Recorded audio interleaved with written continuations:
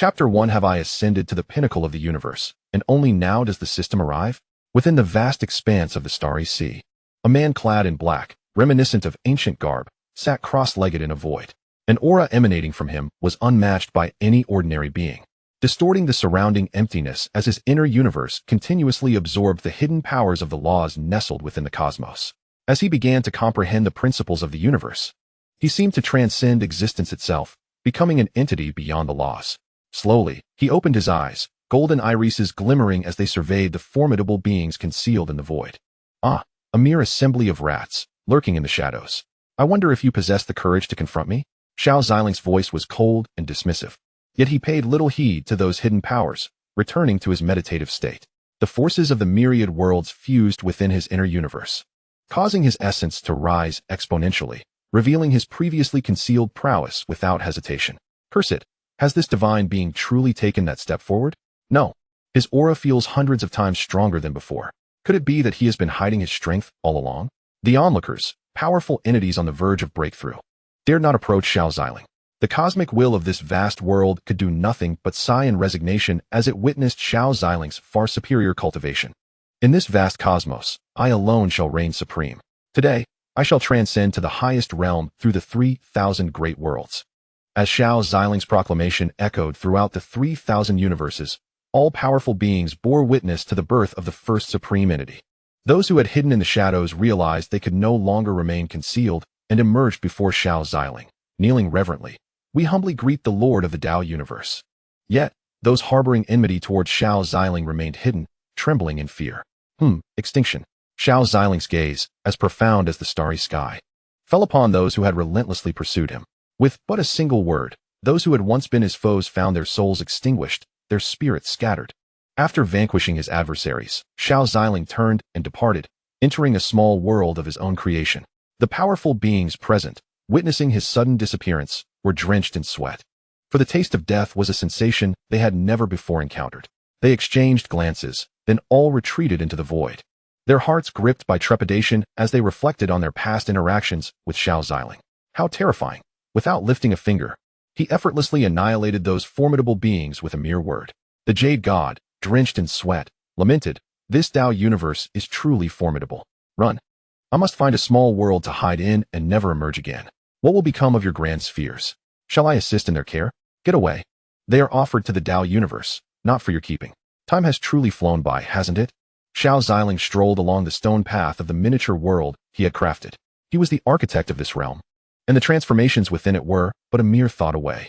Once, while fleeing from the demonic emperor and the saintess of the primordial holy land in the lower realm, he fortuitously arrived in this vast world, where he comprehended the laws of time and ascended to become its most formidable being. Those two plump women were utterly insane. He had no idea what provoked them to the point of wanting to kill him. Xiao Ziling sighed. Alas, in my previous existence, I was an orphan, raised alone, and even sacrificed myself to save a student who had failed their entrance exam. Arriving in this world, devoid of parents, systems, or a family of my own, was attaining this pinnacle truly worthwhile? His gaze dimmed, driven solely by the desire to seize his own fate. Yet now, glancing back at the emptiness behind him, he pondered whether the friends he had journeyed with had already established their own families. Suddenly, a slightly childish and endearing voice echoed, "The multiverse nurturing system is loading." What is that noise? Xiao Ziling's expression turned perplexed as he felt his consciousness abruptly drawn into an inexplicable phenomenon. His eyes gleamed with golden light, and in an instant, he found himself within the system's domain. Before him stood the essence of the multiverse nurturing system. Oh no, another blunder has occurred. What should I do? I might fail the task again. A petite girl in a white and green dress, engrossed in tinkering with her creations, suddenly sensed a powerful force invading the system's space. She quickly turned around, exclaiming, "Hey, you, how did you get in here?" The little girl stepped back several paces, having never encountered such a situation before. So this is what the system's interior looks like. Xiao Ziling surveyed the system's realm. With a gentle wave of his hand, the space began to tremble, and treasures started to materialize before him. This power so supreme. How could this be? Weren't you supposed to still be in the process of transformation? Why has it suddenly escalated beyond belief? The little girl murmured, poking her fingers together. Esteemed one, my name is Xiao Tian. Could you perhaps temper your aura? The system's space cannot withstand your might. Xiao Tian cautiously approached Xiao Ziling, gently tugging at the hem of his garment, fearful of offending the formidable figure before her. Xiao Tian, an intriguing name. Since you are aware of your tardiness, I trust you will prove to be of some worth, lest I choose to abandon this system altogether, Xiao Ziling remarked, snapping his fingers. The entire system space began to revert, as if nothing had transpired. Seeing that Xiao Ziling remained composed, Xiao Tian could not help but breathe a sigh of relief. Greetings, esteemed one. My name is Xiao Tian, fully known as the cultivation system of all realms. Its purpose is simple. Should you nurture and accompany your wife, descendants, or disciples, thus enhancing your intimacy with them and altering their fated misfortunes, you shall be rewarded with unique benefits. A gentle reminder, the rewards bestowed by the system may indeed be shared with others. Before Xiao Tian appeared a blue screen, elucidating the details to Xiao Ziling. At present, you seem entirely useless to me. I possess no wife, no children, and certainly no disciples, Xiao Ziling remarked with a resigned expression. Having lost the desire to eradicate this system, in the future, having a little companion to converse with might alleviate his boredom. What? That cannot be. The system indicates that you have engaged with 2 women, and you even have a daughter, Xiao Tian said, biting her finger adorably. Excuse me? You best think carefully before you speak. Xiao Ziling's expression darkened. He was utterly perplexed by the notion of having a daughter or a wife, of which he had no knowledge. It is true. Your daughter is currently in the lower realm of the Xianwang realm. No. Her aura is faint. She seems on the verge of death. Chapter 2. What a legitimate sect, daring to judge my daughter. Xiao Tian's voice carried a hint of panic as she disregarded the system's regulations, eager to discover what had transpired with Xiao Ziling's daughter. A frown creased Xiao Ziling's forehead, perplexed by the frantic demeanor of this little being. It's over. The system's energy is insufficient. It seems I cannot check. Xiao Tian exclaimed, her entire being trembling with anxiety. Esteemed one, please, hurry and transport yourself to the Xianxian sect within the Xianhuang realm. Your daughter is in peril. Xiao Tian, disregarding any potential reprimand from Xiao Ziling, was acutely aware that if anything were to happen to his daughter, this man would undoubtedly become furious. Observing Xiao Tian's palpable distress and her sincerity, Xiao Ziling chose to trust her. The Xianhuang realm. Is that not a place where I once resided? Xiao Ziling mused, before effortlessly tearing open a rift in space beside him. Such power. Xiao Tian was astonished by this display, for even she required time to initiate a transport, yet he. Recovering from her astonishment, she noticed that Xiao Ziling had already begun to step into the rift. Wait, esteemed one, you must remember to suppress your cultivation and power, otherwise, the entire lower realm will be crushed beneath your aura. Xiao Tian rushed to stand before Xiao Ziling, her voice soft and pleading. Troublesome. Xiao Ziling's expression remained unchanged as he merely suppressed his cultivation, ultimately retaining a mere fraction of his power. Xiao Tian felt that even this diminished strength might still be excessively potent, yet it was futile, for Xiao Ziling had already entered the rift, embarking on his descent to the lower realm. Within the lower realm of the Xianhuang realm, nestled in the heart of the Mingxia Empire, stood the esteemed Xianxian sect, the foremost orthodox sect. The entire sect was enveloped in a haze of spiritual energy atop a spiritual mountain, lush trees blanketing the land, while celestial cranes soared through the skies, instilling a profound sense of reverence within the hearts of those present. At this moment, all the senior elders and the sect master had convened within the grand hall of the Xianxian sect. The individuals present were predominantly of a cultivation level surpassing the nascent soul stage, with the most formidable among them being the esteemed leader of the Xianxian sect, Lu Yanhao. All eyes were fixated on the woman, shackled and her powers sealed, resembling a destitute wretch on the brink of collapse. Guzi, having fallen into the demonic path and harmed your fellow disciples, do you have any justification left? Lu Yanhao's frigid voice resonated throughout the grand hall. Hearing this, Guzi laboriously lifted her head. Her supreme demonic bone had been extracted, along with her recently awakened illusionary eyes, seized by this self-proclaimed righteous sect, filled with hypocrisy and selfishness. Guzi, you disgrace of the sect. As a true disciple, how dare you descend into the demonic path and inflict harm upon your peers? You are unworthy of existence. An incensed female disciple proclaimed, her voice laced with contempt. She was Nangong Yen, the leader's favored disciple. Together, they were celebrated as the twin stars of the sect, hailed as prodigies seldom seen in a century, a title that should have brought glory yet, in her eyes, became a source of shame. How could Guzi, in her eyes, dare to be compared to her? Guzi's gaze was as frigid as ice as she regarded Nangong Yen. Her left eye was a pitch-black abyss, her attire tattered beneath the mountainous shadow, and a conspicuous wound marred her abdomen, with one of her ribs cruelly extracted. The once pristine white garment was now stained crimson with blood, emanating only a faint trace of demonic energy. Her lips were pale, tears streaming from the corners of her eyes, and her left eye, once a legendary illusionary eye, now lay stripped, just as her supreme demonic bone had been, with one illusionary eye now possessed by Nangong Yin. The supreme demonic bone had been taken by her childhood friend, Lin Yufeng. Days prior, Lin Yufeng had come to Guzi's mountain to confess his feelings. After being firmly rebuffed by her, he persistently pursued her. As a being of the primordial extreme body, a mutual cultivation with her could yield tremendous advancements in his prowess. Countless suitors confessed their affections daily. However, upon Guzi's growing impatience, she gently repelled Lin Yufeng with her aura. Unbeknownst to her, Nangong Yin had witnessed this encounter. The two then clashed, but Guzi, compelled to conceal the aura of her demonic bone and having started her cultivation later than Nangong Yin, was no match for her in terms of realm. After a fierce confrontation, the enraged Nangong Yin, devoid of mercy, inadvertently inflicted a wound upon Guzi's abdomen, initially fearful of harming her fellow disciple. Upon noticing the wisp of demonic energy emanating from Guzi's injury, Nangong Yin approached and ruthlessly extracted Guzi's supreme demonic bone, which Lin Yufeng subsequently claimed. When the sect's law enforcement elders arrived, they found Guzi exuding demonic energy. They immediately fabricated a narrative that Guzi had succumbed to the demonic path and harmed a sect disciple, culminating in her capture by Nangong Yin. Lin Yufeng, who had initially intended to exploit Guzi's weakness, was compelled to retreat when he saw the elders approaching.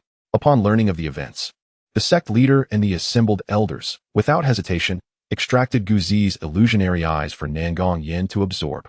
Under the harsh interrogation, Guzi was questioned about her alleged harm to the disciples of the sect and whether there were any practitioners of the demonic path within the sect. However, in her severely weakened state, Guzi could only muster a faint voice to assert her innocence. As a member of the righteous sect, the Xianxian sect, they had no reason to believe the words of one who had fallen into the demonic path. Subsequently, she was brought into the hall to await the verdict of the sect leader and the elders. Observing the disdainful gazes of those around her, filled with righteous indignation, Guzi felt a deep sense of despair. How foolish, she thought, for the sect leader to question a fallen one. Why not simply execute her? The third elder let out a cold snort, as his own disciple had perished at the hands of the demons. Consumed by hatred, he yearned to eradicate all practitioners of the demonic path. Why is Guzi silent? The sect leader and elders are addressing you. South Palace Yin stepped forward, ready to strike Guzi, but was taken aback by the intensity of her blood-red gaze. South Palace Yin, you know full well what you have done, haven't you? You've had your eyes on me for quite some time, Guzi's feeble voice echoed. Feeling somewhat guilty, South Palace Yin feigned ignorance. If it weren't for my fortuitous passing, that disciple would have been gravely injured by you. The elders regarded the pitiful Guzi without a shred of compassion. As a practitioner of the demonic path, her life was deemed worthless. Indeed, she should be executed at once. Some elders, their gazes lingering on Guzi's delicate form, harbored lascivious thoughts. Everyone, let us remain composed. This enchantress possesses the primordial extreme body. Why not make use of her? I concur. Guzi, repulsed by their lecherous stares, felt her spirit extinguished. Was this truly a righteous sect? Enough. Lu Yinhao slammed his hand against the armrest beside him. Are we not akin to demons ourselves in this manner? He proclaimed. I hereby announce the immediate sentencing of Guzi to death. Take her away. I shall personally execute the sentence shortly. As the sect leader's decree resonated, silence fell upon the assembly. South Palace Yin smirked wickedly, realizing that soon the sect leader would acknowledge her as the only phoenix. How audacious! A so-called righteous sect, and you dare to judge my daughter? Chapter 3. The Supreme Wrath. A thought to annihilate the divine. A thunderous sound akin to divine wrath reverberated through the ears of all present. Some of the weaker disciples and elders were directly injured by the force of this voice. South Palace Yin was thrown back, crashing violently against a stone pillar. Meanwhile, Guzi found herself enveloped in a protective force, remaining unharmed. Who dares to intrude upon my Xianxian sect, unaware that? Have I permitted you to speak? An elder attempted to gaze upwards, seeking the identity of the intruder who dared to breach the sanctity of the Xianxian sect. Suddenly, the sky was torn asunder.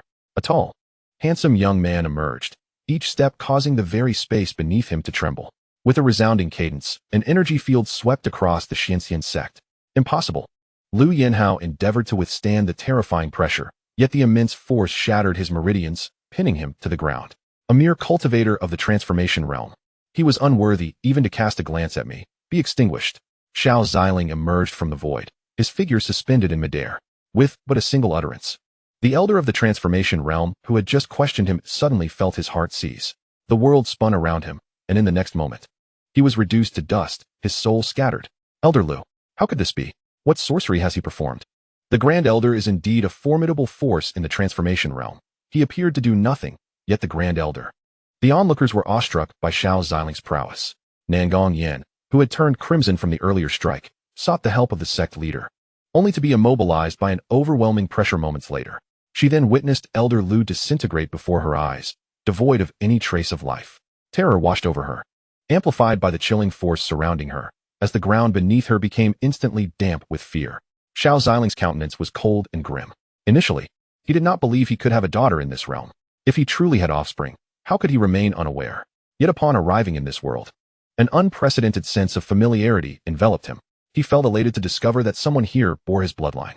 However, his joy was swiftly overshadowed upon observing a throng of greedy individuals encircling his daughter, cloaked in the guise of righteousness, seeking to judge her. Xiao Ziling, who would not hesitate to slay millions to save a billion, would certainly not shy away from annihilating countless for the sake of one. He gazed at his daughter, battered and struggling to breathe, and a surge of fury welled within him.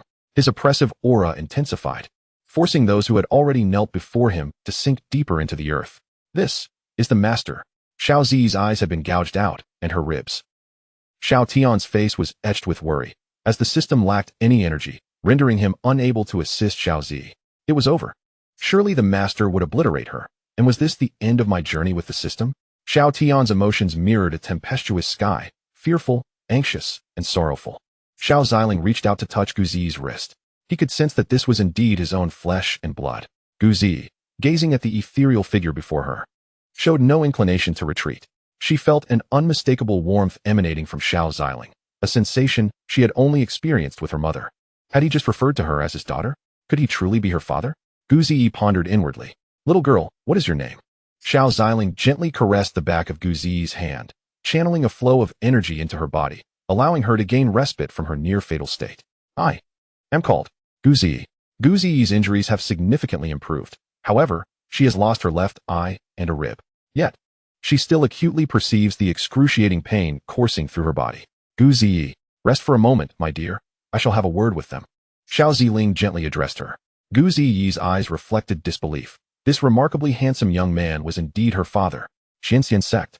How audacious you are to have taken my daughter's eye and rib. She is but 16.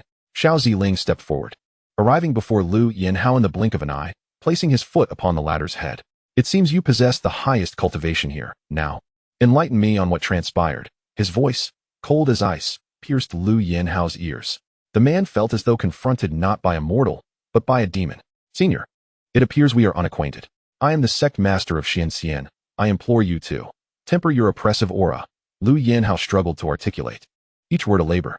Enough. It seems you lack comprehension. Xiao Ziling wasted no time, his profound gaze emanating a faint golden light.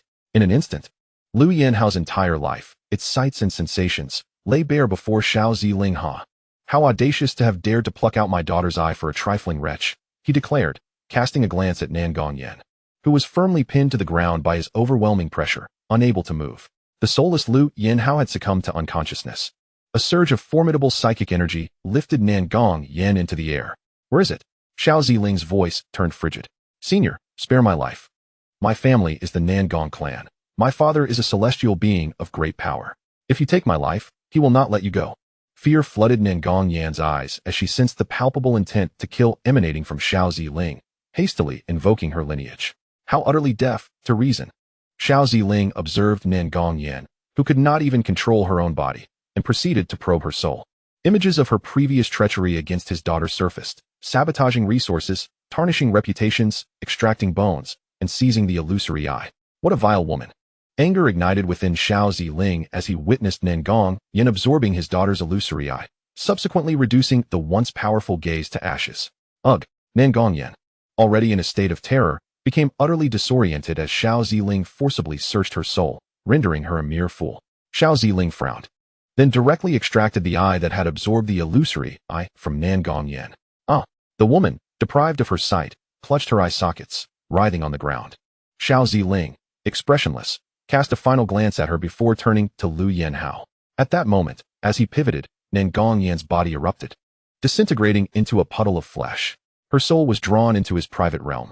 Empress, Do not let her soul dissipate into smoke so swiftly. The Empress obeys. A melodious and enchanting voice resounded.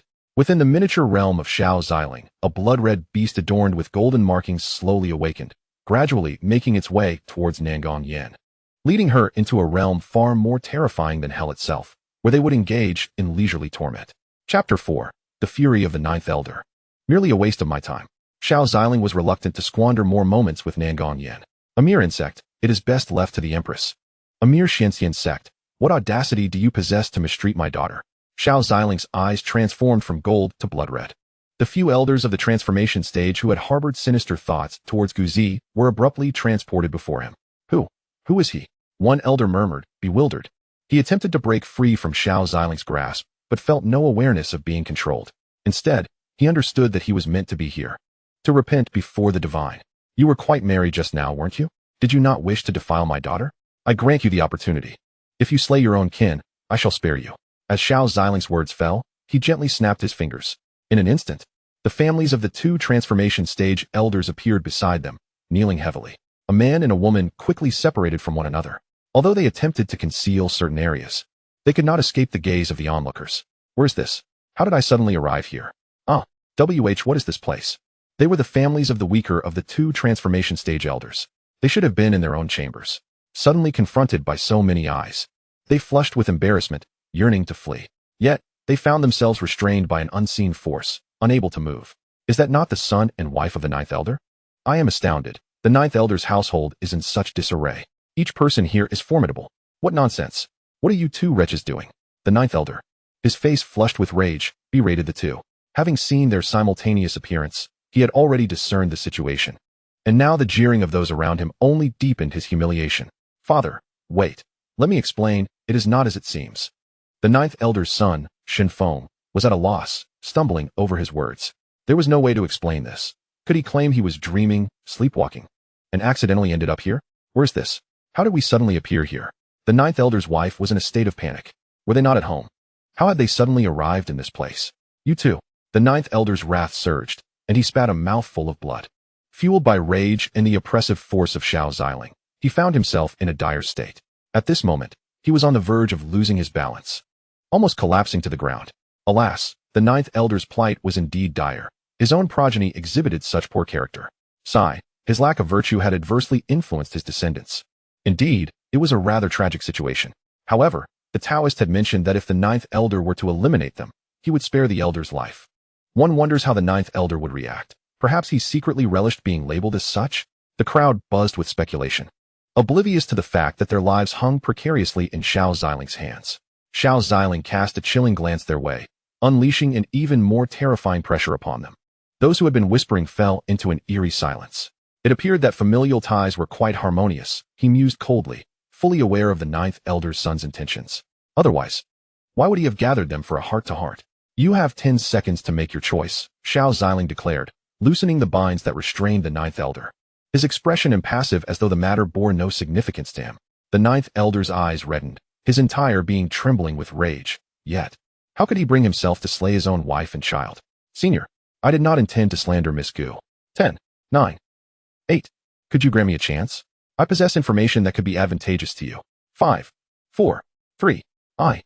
Realizing Xiao Ziling was ignoring him, the ninth elder understood he had to make a choice today. However, the notion that even a tiger does not consume its cubs left him in turmoil. 2, 1. As Xiao Ziling reached 1, without a moment's hesitation, the ninth elder clenched his teeth, resolutely drawing his sword and severing the heads of his wife and son. Watching their heads roll at his feet, he felt a profound ache within, yet a strange sense of relief washed over him. He could finally exact revenge on these two. Thus, he could once again indulge in carefree living. The ninth elder, appearing somewhat liberated, turned his gaze toward Xiao Ziling. Senior, may I?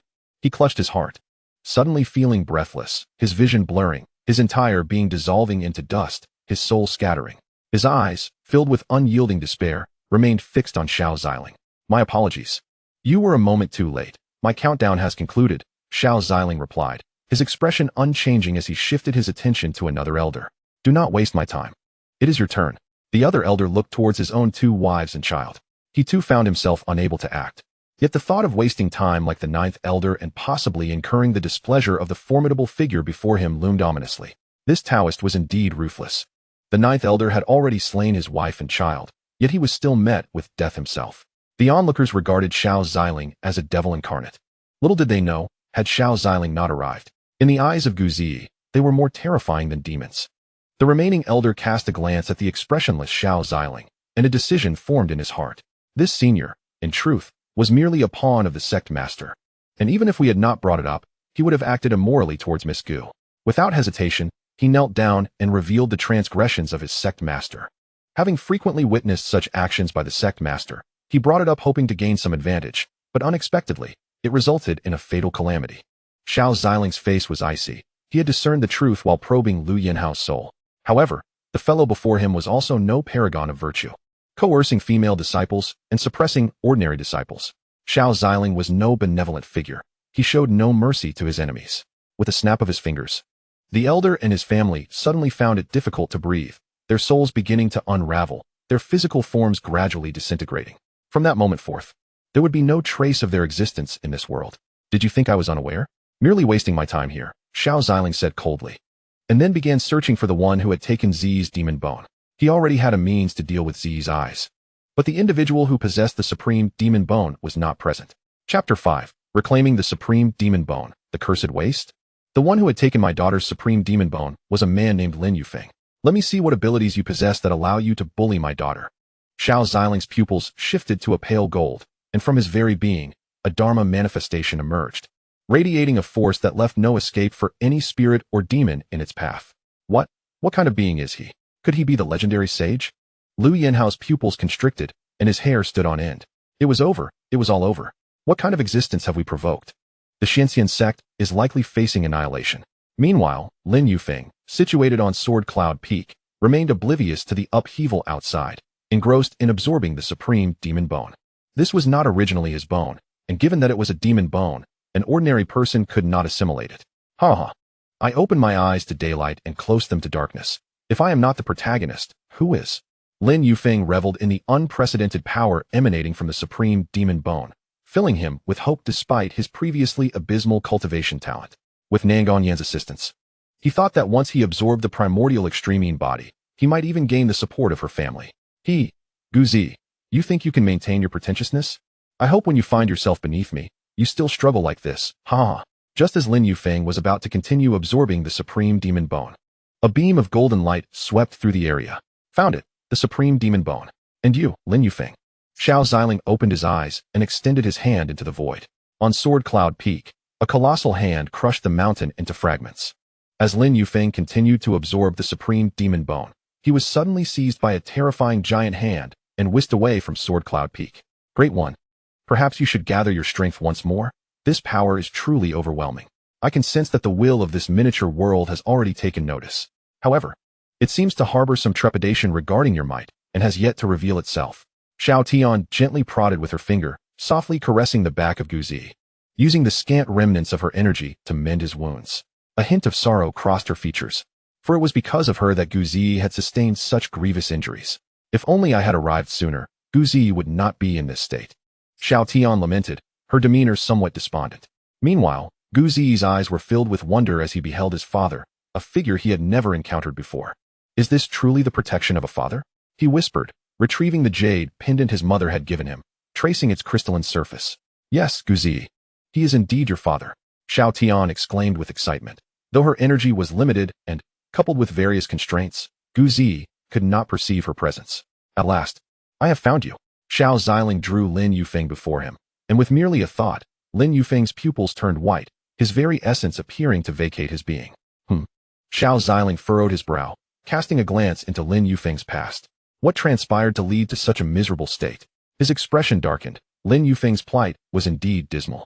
Just moments ago, he had glimpsed Nangong Yan's past and learned that they were childhood friends, with her family being the illustrious Nangong clan, which boasted powerful beings of the divine realm. Yet, the village they inhabited was filled with nothing but cattle and horses.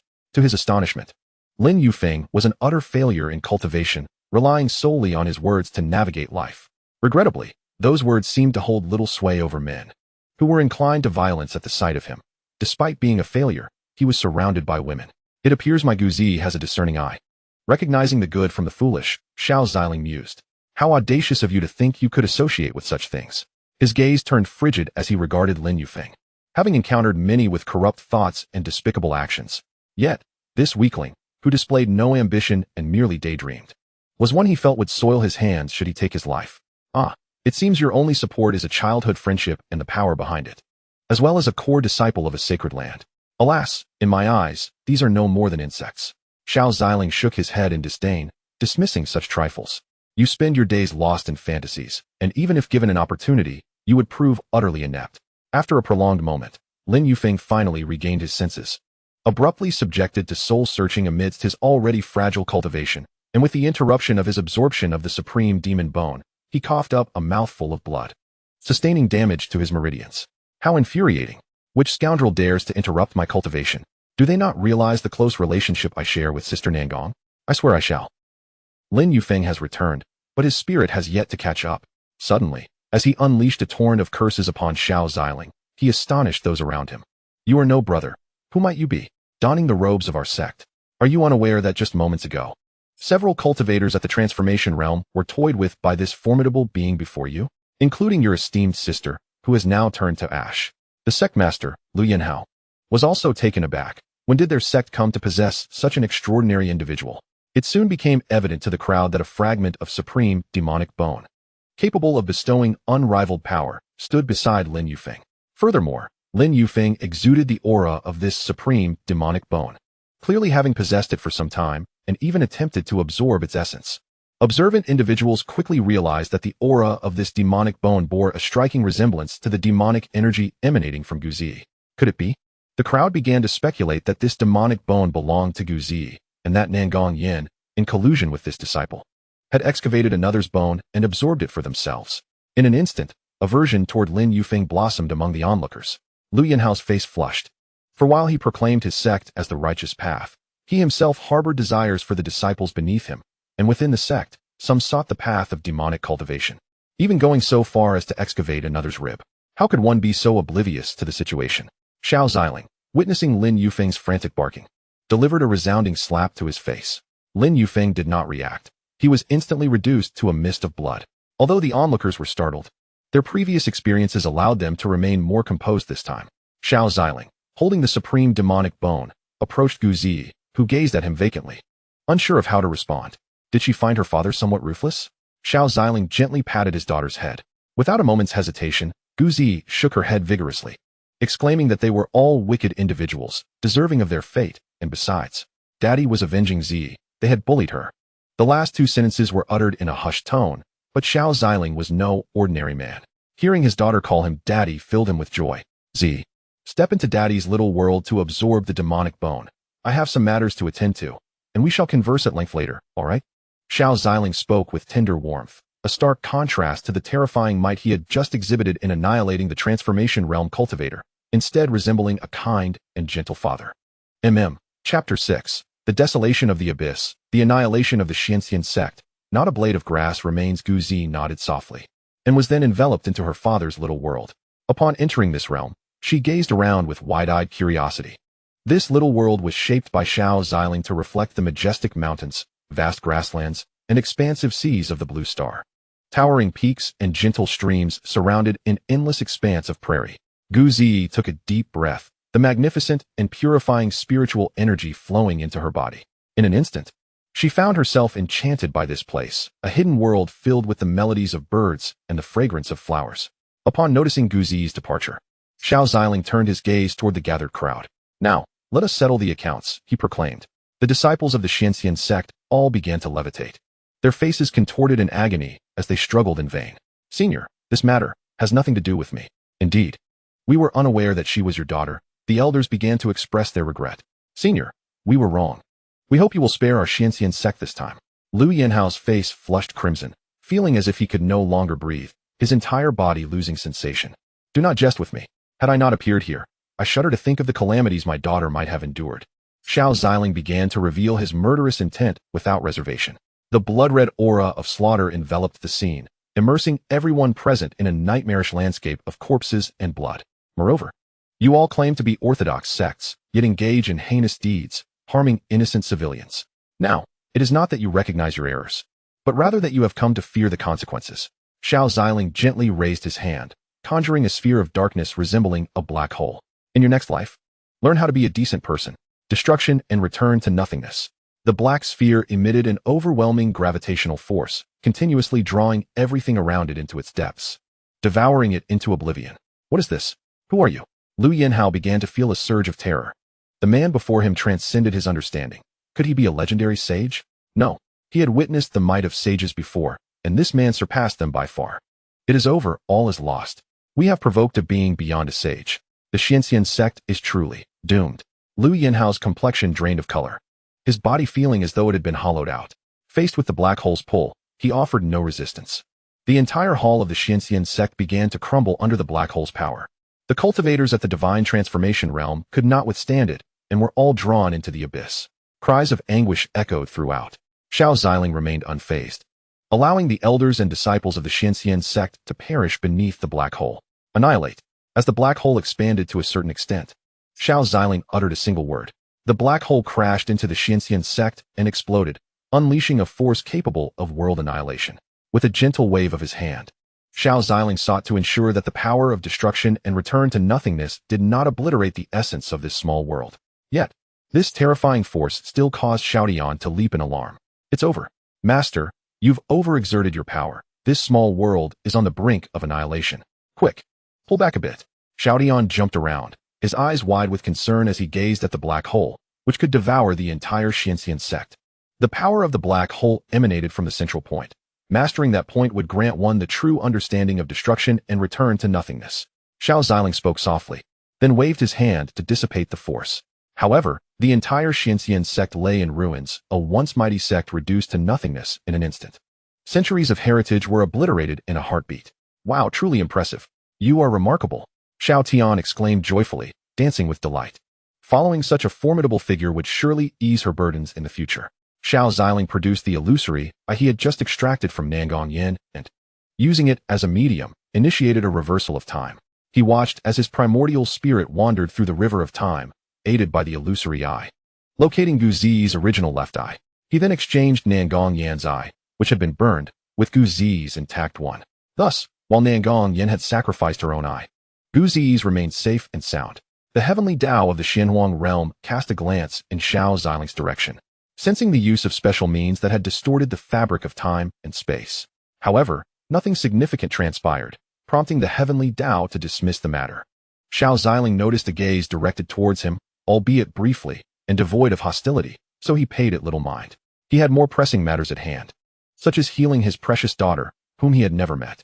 Their first encounter had been marred by a throng of fools surrounding her, clamoring for violence. The fact that he had spared them was the greatest mercy he could offer. That was likely the heavenly Dao of the Xianhuang realm, Xiao Tian explained to Xiao Ziling.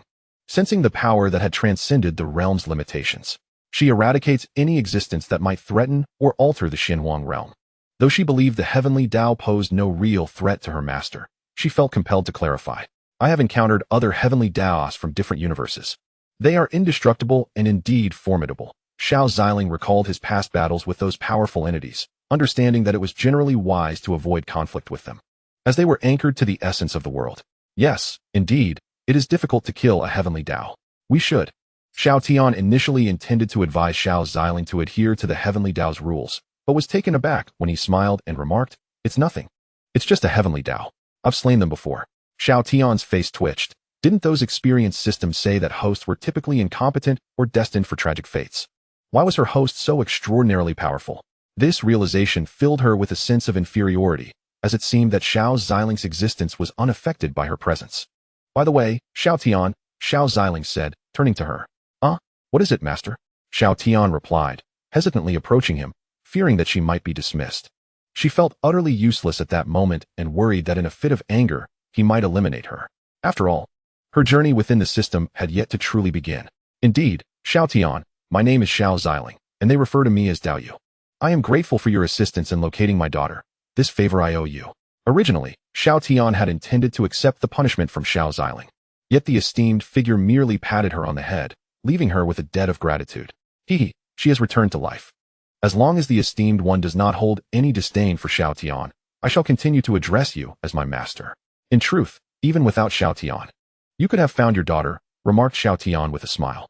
Xiao Ziling merely shook his head, stating, no, during my ascension, I believed myself to be utterly alone, thus severing my ties to the mortal realm and stepping into the realm of immortals. Now, having attained the pinnacle, had it not been for my proximity to Ziyi, I would have remained oblivious to the existence of my daughter. Xiao Ziling spoke with a faint smile, never having contemplated the notion of fatherhood, let alone sensing his daughter's presence. Chapter 7.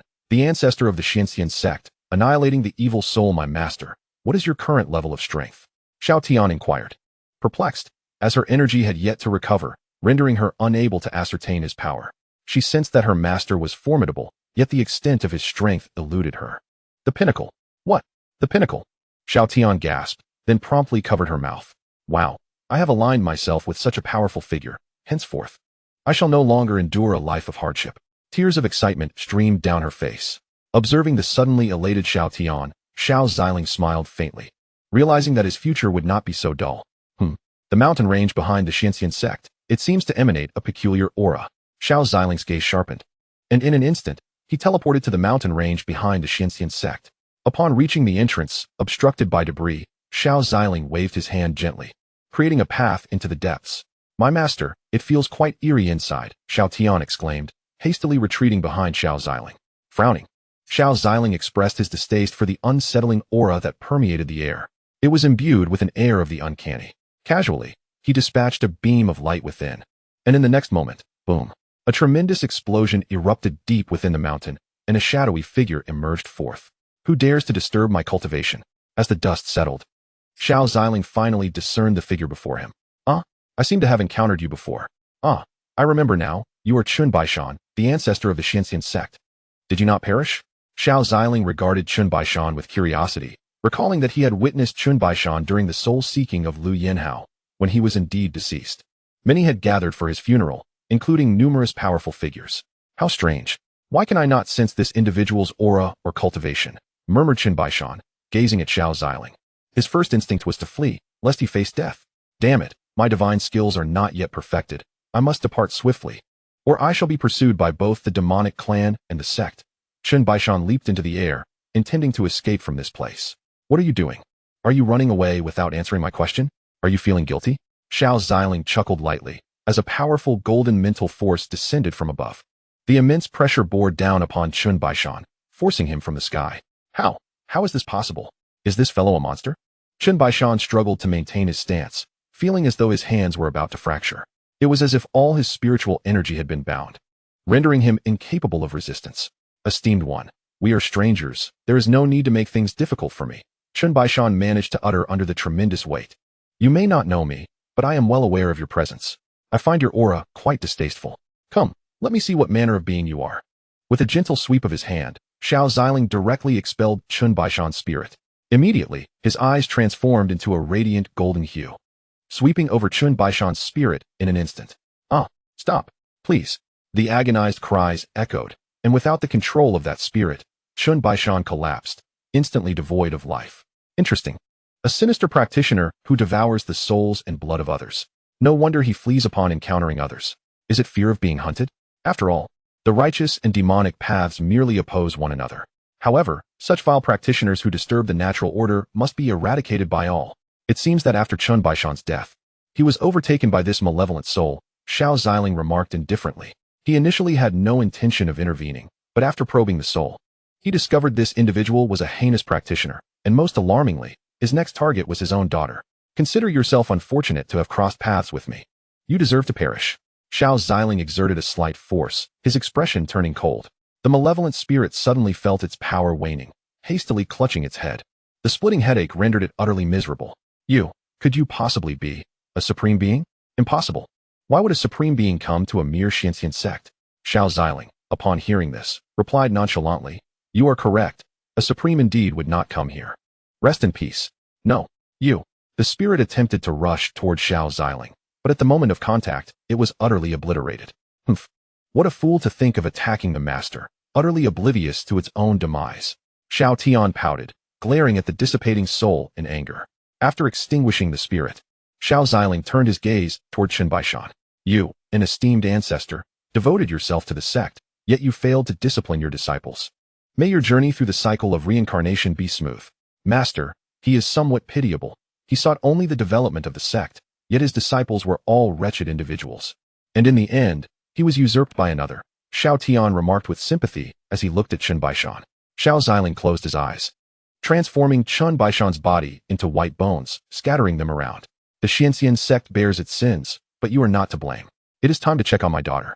Xiao Ziling was engulfed in a storm of thoughts, perplexed by the revelation of an existence he had no recollection of being connected to, his daughter.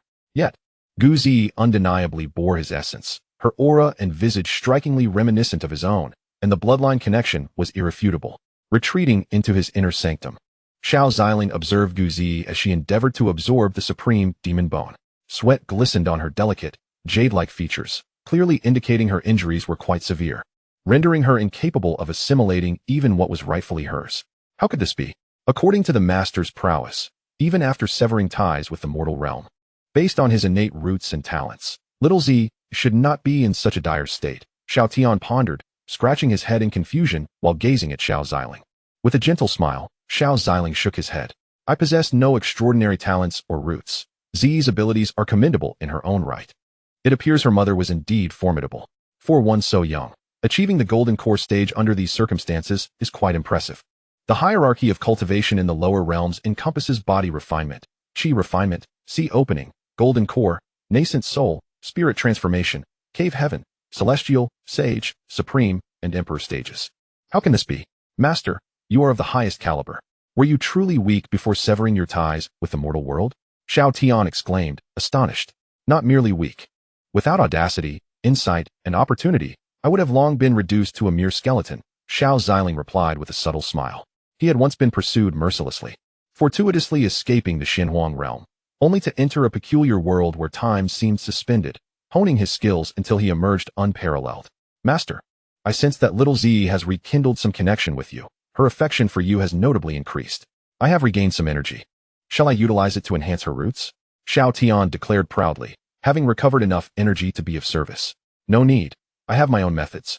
Xiao Ziling replied softly, understanding the myriad functions of the system and deeming it unnecessary to expend energy on this matter. Very well. I shall assist in examining little Z later. Should the need arise, I will follow your directives, Master. Xiao Ziling nodded lightly, then retrieved a bone radiating an aura far surpassing that of this small world, along with a dense essence of the world's origin. This is the bone of the infinite silence demon, along with the primal force of the world. Master, where did you procure such exquisite treasures? Xiao Tian exclaimed, his eyes gleaming with astonishment at the sight of the artifacts presented by Xiao Ziling. They were obtained from vanquishing formidable foes in battle, Xiao Ziling replied with a smile, placing the bone of the infinite silence demon directly before Gu Zi. The supreme demonic bone seamlessly fused with the bone of the eternal silence demon god. However, Master, this is not the bone of Z. Could there be a possibility of rejection? Z is still relatively weak and her cultivation is not high. Xiao Tian observed Gu Zi with a face full of concern. Fear not. The bone of the eternal silence demon god possesses remarkable adaptability and will blend perfectly with the supreme bone. Furthermore, once Z integrates these two bones, the eternal silence demon god bone may even enhance her other bones, elevating her innate talent and potential, Xiao Ziling replied earnestly, feeling guilty for not being by his daughter's side as she grew up and for allowing her to endure so much suffering. He wondered if these compensations could bring even a modicum of joy to her. Master, what of this source of the world?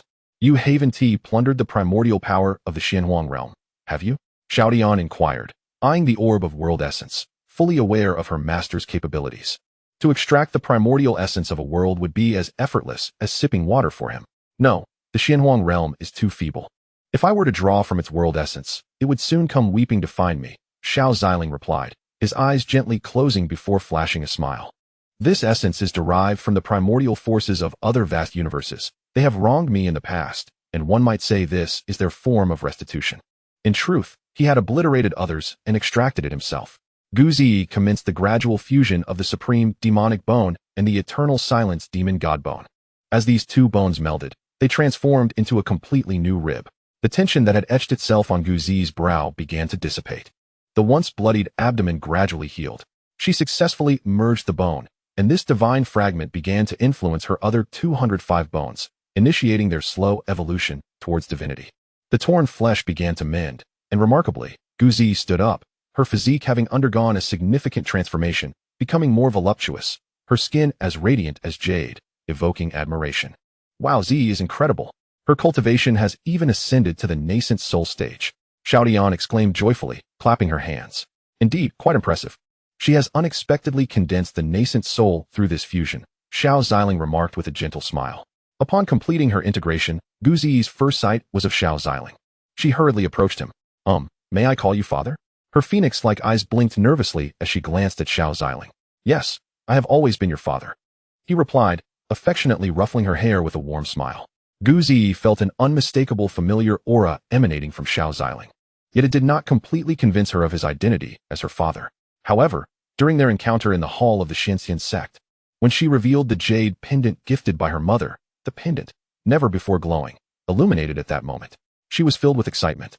Though her severe injuries made it difficult to even hold the pendant or speak, now that she has recovered from her injuries, seeing her father fills her with overwhelming emotion, tears streaming down her cheeks. Ignoring the remnants of her wounds, she leaps into Xiao Ziling's embrace. Daddy, Z has finally found you, she sobs softly. As Xiao Ziling gazes upon the joyful expression of Guzi, an indescribable ache stirs within him. Xiao Tian, Z has not fully healed, and I do not wish to employ the heavenly mechanism technique on my daughter. Even if it requires all your energy, assist me in uncovering what I do not know. Xiao Ziling imparts silently to Xiao Tian, maintaining a composed facade. Yes, master, Xiao Tian will certainly accomplish the task. With that, Xiao Tian embarks on a quest to comprehend the events of the past years. Xiao Ziling pays no further heed to Xiao Tian, instead tenderly wiping away the tears that cascade from Guzi's right eye. Z, shall I first help you restore your left eye? He inquires, his heart heavy at the sight of her vacant left eye. She had not shed a tear despite her previous injuries, yet now, simply with his presence, she feels the urge to express her innermost feelings.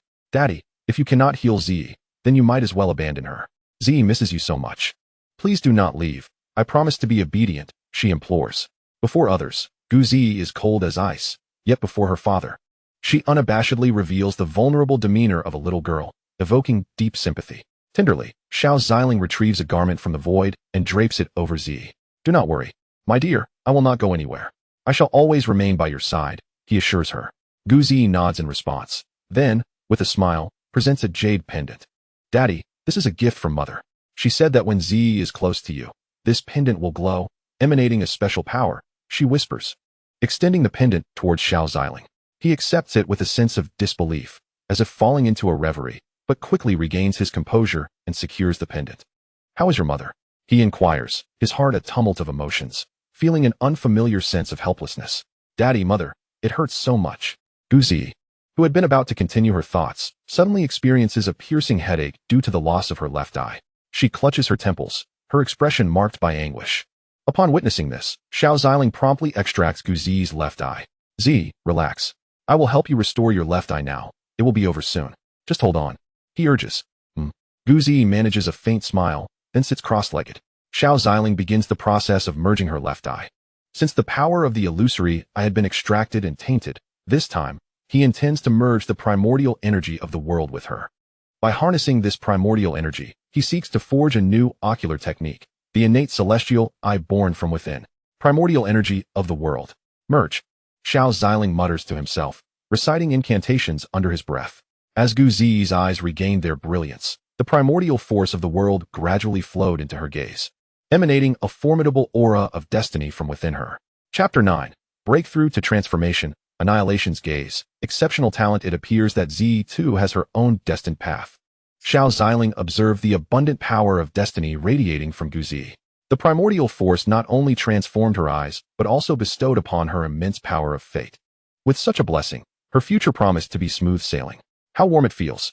Guzi sensed the warmth coursing through her body, a tender smile gracing her exquisite features.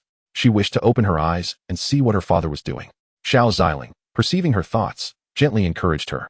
Focus your mind and absorb this power. I shall always be by your side. At his words, Guzi began to absorb the primordial force. Feeling a slight itch in her eyes, a glimmer of bluish-purple light began to emanate from her gaze, her aura steadily rising. Initial stage of the nascent soul. Mid-stage of the nascent soul. Late stage of the nascent soul. Perfected nascent soul. She was but a step away from achieving the transformation stage. Fear not the breakthrough. This is a small world crafted by your father, free from any tribulation that might disturb you. Upon hearing this, Guzi nodded gently and concentrated all the primordial force into her eyes. Annihilation's gaze formed. Guzi opened her eyes, unleashing a terrifying force of destruction that ravaged the surrounding environment to lifeless ashes. The spiritual energy within her had reached its zenith as she began to harness this power to strike against the transformation realm. To transcend the nascent soul, one must guide the vast spiritual energy within to impact the nascent soul, prompting a qualitative change. Xiao Ziling watched with concern as Guzi endeavored to reach the transformation stage. This process was excruciating and perilous. The nascent soul must endure immense pressure and energy impact. Should it fail to withstand, it could lead to injury or even obliteration of the practitioner. As the nascent soul gradually disintegrated under the force of spiritual energy, its essence and consciousness would coalesce anew, forming a more powerful spirit body. This transformative process resembled the phoenix's rebirth, with the emergence of the spirit body marking the practitioner's initial step into the transformation realm. Go forth without fear. Your father is here, and nothing untoward will occur. Xiao Ziling murmured to himself, beginning to summon the heavenly tribulation in the air. Such a fierce breakthrough required the reinforcement of heavenly tribulation to ensure a solid foundation. This was his crafted heavenly tribulation, meticulously controlled to remain within Guzi's limits, posing no danger. Just as Xiao Tian emerged from the system space, he was greeted by the sight of the tumultuous clouds of tribulation. Is this not the master's small world? Why is there a cloud of tribulation? Xiao Tian pondered, placing a finger to his lips, gazing at the ominous clouds in confusion. Guzi is actually poised to break through to the transformation realm so swiftly. Indeed, she is the daughter of the master. It appears the master wishes to assist the young one in solidifying his realm.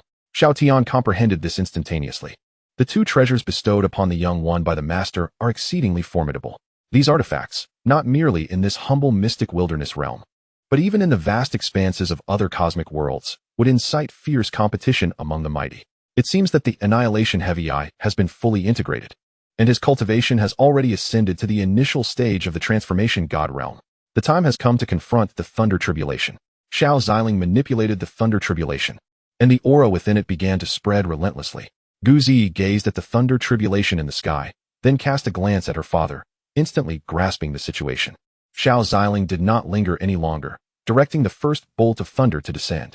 The terrifying force of the thunder tribulation struck Guzi as though it were mere tickling, inflicting no harm whatsoever. After merging with the bone of the infinite demon god and the primordial power of the world, the strength of her physical form has become comparable to that of certain experts at the celestial cave level. Xiao Tian spun joyfully in the air several times. Moreover, she has fused with the primordial power of the world. Her eyes now embody the powers of fate and destruction, evolving into the Annihilation Heavy Eye. Observing his daughter's remarkable achievements, Xiao Ziling felt a surge of joy. Master, I have gathered information on Guzi over the years, as well as on your wife. Xiao Tian exclaimed with delight, her gaze fixed on a blue screen. Additionally, Guzi has achieved a breakthrough to the transformation god realm, and her intimacy with the master has reached a commendable 100. Shall we claim this reward now? Having regained considerable energy, she no longer felt like a useless system. Chuckling to herself, just a moment. I wish to witness the limits of Z's potential. Xiao Ziling narrowed his eyes slightly and began to amplify the power of the thunder tribulation. Indeed, the master is truly attentive to Guzi. Xiao Tian also began to monitor Guzi's progress. He could easily discern the limits of Z, yet true limits extend beyond mere strength. Talent, comprehension, and perseverance are all indispensable. Even if one possesses immense power, without sufficient insight and practical experience, one could hardly unleash even 50% of one's potential. Bolts of thunder continuously crashed down, their might gradually intensifying. Guzi commenced utilizing her spiritual energy and summoned the power of the supreme demon god Esbone, shattering the thunder tribulation in a single strike. Quite impressive. Xiao Ziling maintained his composure, merely nodding in acknowledgement. What does impressive even mean? That thunder tribulation already bore the power of the late stage of the celestial cave realm. Guzi's performance has been commendable. Xiao Tian pouted and murmured softly. Xiao Ziling smiled and shook his head as a purple thunder dragon began to coalesce within the thunder tribulation. The purple lightning. A furious dragon piercing through the heart. Master, could something happen to Guzi? Xiao Tian gazed anxiously at the thunder dragon above. Though she could not yet wield the power of the Annihilation Heavy Eye, that bone was capable. Xiao Ziling's gaze was sharp, and he discerned that after integrating with the essence of the world, Zi had grasped a fragment of the power of the supreme demon godbone. As long as she could harness it, this minor tribulation would pose no challenge. Gu Ziyi's body began to stir restlessly, for the supreme demon godbone within her was provoked. Do you not wish to prevail as well? Feeling the surge of power within her, Gu Ziyi closed her eyes and gracefully levitated, extending her snow-white fingers toward the thunder dragon. Eternal resonance. A beam of blinding white light pierced through the thunder dragon, reducing it to ash and simultaneously dispersing the dark clouds above. Wow, little Zi is truly formidable. Eternal resonance. Splendid. You are already able to unleash a portion of that bone's power, Xiao Ziling remarked with a smile, sensing that his daughter could barely contend with the perfection of the cave heaven realm. Should she employ eternal resonance, even a deity might fall to that strike. As soon as Gu Ziyi touched the ground, she joyfully ran towards Xiao Ziling. She then leaped, and he laughed as he opened his arms to catch her. Father, how did I perform? She inquired, feeling an unprecedented comfort and recovery in her body. Haha, quite well. Go change your clothes and rest a bit. Then come back to find your father. Xiao Ziling affectionately ruffled Gu Ziyi's hair. Her previous attire was stained with blood and bore a tear, remnants of her fierce battle. Gu Ziyi glanced at her clothing and nodded with a smile. Chapter 10. The sequence of events, reward, chaos opening acts. She had sustained severe injuries, and Xiao Ziling could only assist her in regaining her strength for the time being. As Gu Ziyi returned to clean herself and change, Xiao Ziling quietly mused, to comprehend, eternal resonance, so swiftly. Is this the mark of genius? He lamented within, reflecting on the long years he had toiled to achieve that single strike. Indeed, a 16-year-old transformation into divinity. This was a prodigy among prodigies, especially in such a realm where spiritual energy was scarce and resources were meager. Little Tian flitted about the system space, whispering. Xiao Ziling placed one hand behind him and turned back to his personally constructed study. Little Tian, do share, he said, brewing tea while glancing at Little Tian. Of course, Master. Little Tian replied eagerly, swiftly bringing the system screen before Xiao Ziling. Master, I have expended considerable effort to uncover the details of these events. Yes, do hurry. For Zi you may arrive shortly, Xiao Ziling said, toying with the jade pendant in his hand, memories flooding his mind. Indeed, Master, your wife, and thus little Zi's mother, is the current empress of the demon clan, Gu Hanyang. Sighing, Xiao Ziling reflected, so it was indeed her.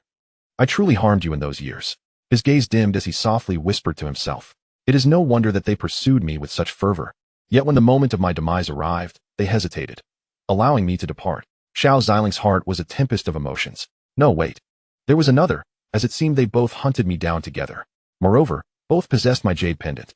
Alas, these two women accused me of stealing their treasures and demanded my life as recompense.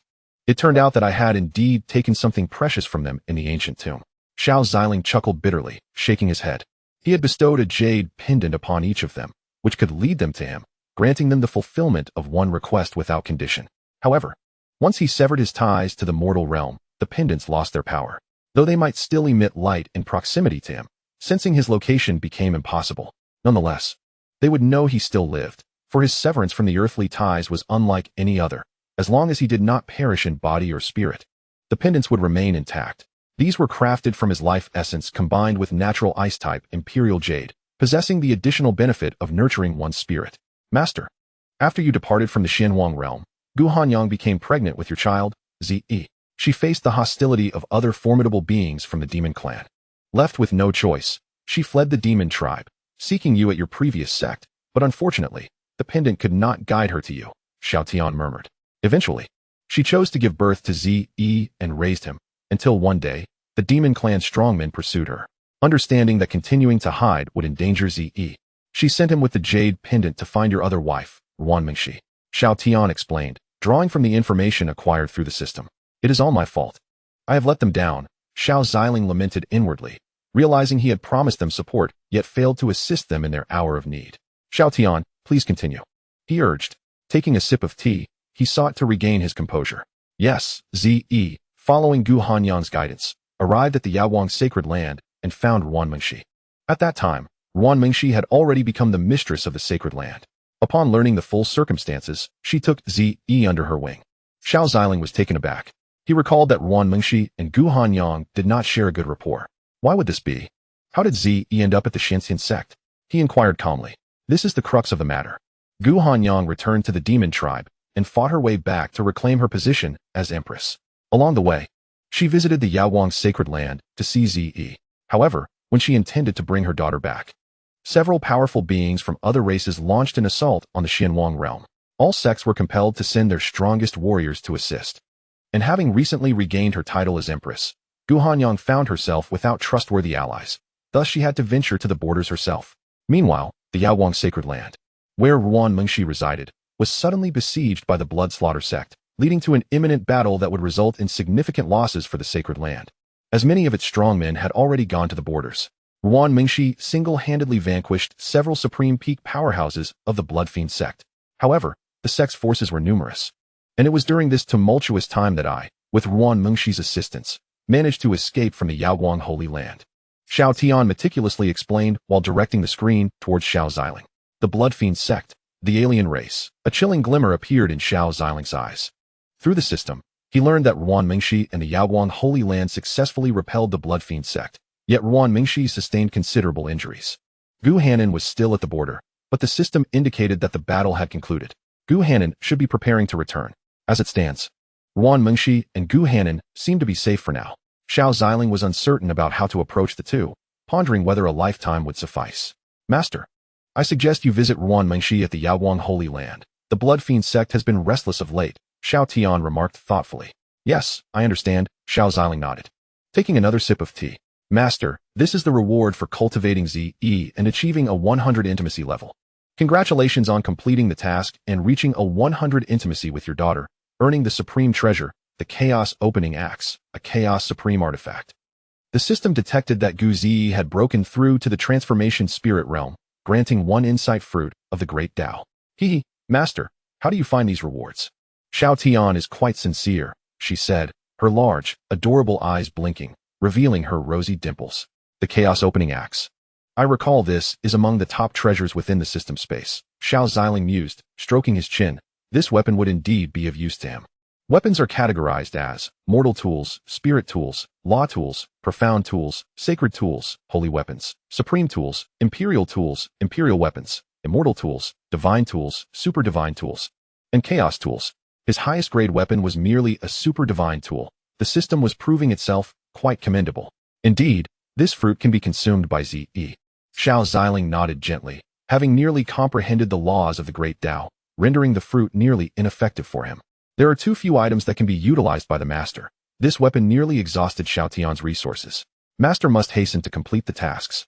She wiped the sweat from her brow, slightly worried that the master might not appreciate it.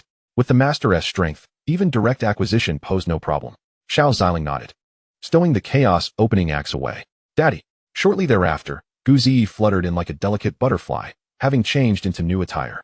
Thank you to all the esteemed readers for the urging. Chapter 11. The shock of surrounding powers. The fury of the Nangong family, you little girl. Having just broken through to the transformation spirit realm, and you already fly with such finesse? Xiao Ziling beamed as he caught Gu Zi, who suddenly leaped into his embrace. The seemingly icy countenance of Gu Zi now revealed a warm smile in front of Xiao Ziling. Zi has seen Daddy. Zi missed you. Gu Zi nestled her head in Xiao Ziling's embrace, having never experienced the warmth of a father's affection. A sense of comfort washed over her, making her yearn for a peaceful slumber. Zi, could you share with me about your mother? How is she treating you? Xiao Ziling inquired, initially intending to ask if Gu Zi's mother had ever bullied her due to his presence. Yet, observing the lively and optimistic demeanor of Gu Zi, he deemed such concerns unnecessary. Mommy is very kind to me, and so is Aunt, though it seems Aunt isn't particularly fond of Mommy. Gu Zi murmured softly while resting in Xiao Ziling's arms. Aunt? Xiao Ziling questioned, a hint of confusion crossing his features. But he quickly deduced that she must be referring to Ruan Mengshi. Yes, and his aunt. She and Mommy both asked me to call her that, Gu Zi clarified. Father, could you please ask Aunt not to bully Mommy? Last time, when Mommy came to visit me, she was quite mean to her. Gu Zi said with a touch of grievance. Why does Aunt bully your Mommy? Xiao Ziling probed. I don't know. Gu Zi shook her head. Aunt's assets are larger than Mommy's, and when they meet, she flattens Mommy's. After a moment's contemplation, Gu Zi explained further. Xiao Ziling found himself at a loss for words, bemused by the lack of subtlety displayed by the two women, even in the presence of a child. Years ago, when he encountered them in the secret realm, they had already engaged in such rivalries, and it appeared nothing had changed. Sigh, Both of them possess figures and beauty that could only be described as celestial. Their allure is simply beyond comprehension. I fail to understand what they could possibly compete over. He sighed softly, feeling perplexed by the intricacies of the female world. He could only place his hopes in his daughter, wishing her existence might ease the tension between the two women. Z, shall we visit your aunt? Once we find her, we can also seek out your mommy, who should be on her way back to find you, Xiao Ziling suggested gently. Guzi nodded in agreement. By the way, father, there are people intending to bully aunt. They are bad individuals, and one of them is the same person who used to bully Z and mommy, Guzi suddenly recalled. Realizing aunt might still be in danger, and promptly alerted Xiao Ziling. Xiao Ziling set Guzi down and stood up, radiating an imposing aura. Rest assured, your aunt is currently safe. As for those who have harmed you and your aunt, your father will ensure they face dire consequences. At this point, Xiao Ziling seemed to recollect something, realizing it had been long enough for their torment. Gazing through the void, he beheld the disoriented and utterly broken Nangong. Dihuang, continue to entertain her, but do not overdo it, Xiao Ziling instructed coolly. Understood. Dihuang responded to Xiao Ziling's command, proceeding to scorch Nangong's shattered soul with divine fire. The news of the Xianxian sect being razed to the ground swiftly spread among various sects, families, and dynasties surrounding it. What? The Xianshan sect has been annihilated? All those formidable god transformation masters have perished? How is this even conceivable? Could it be that a holy land has intervened?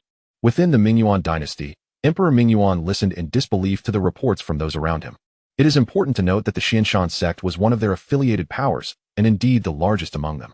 The silent eradication of the Xianshan sect, without the possibility of calling for their aid, indicates that the assailants are immensely powerful.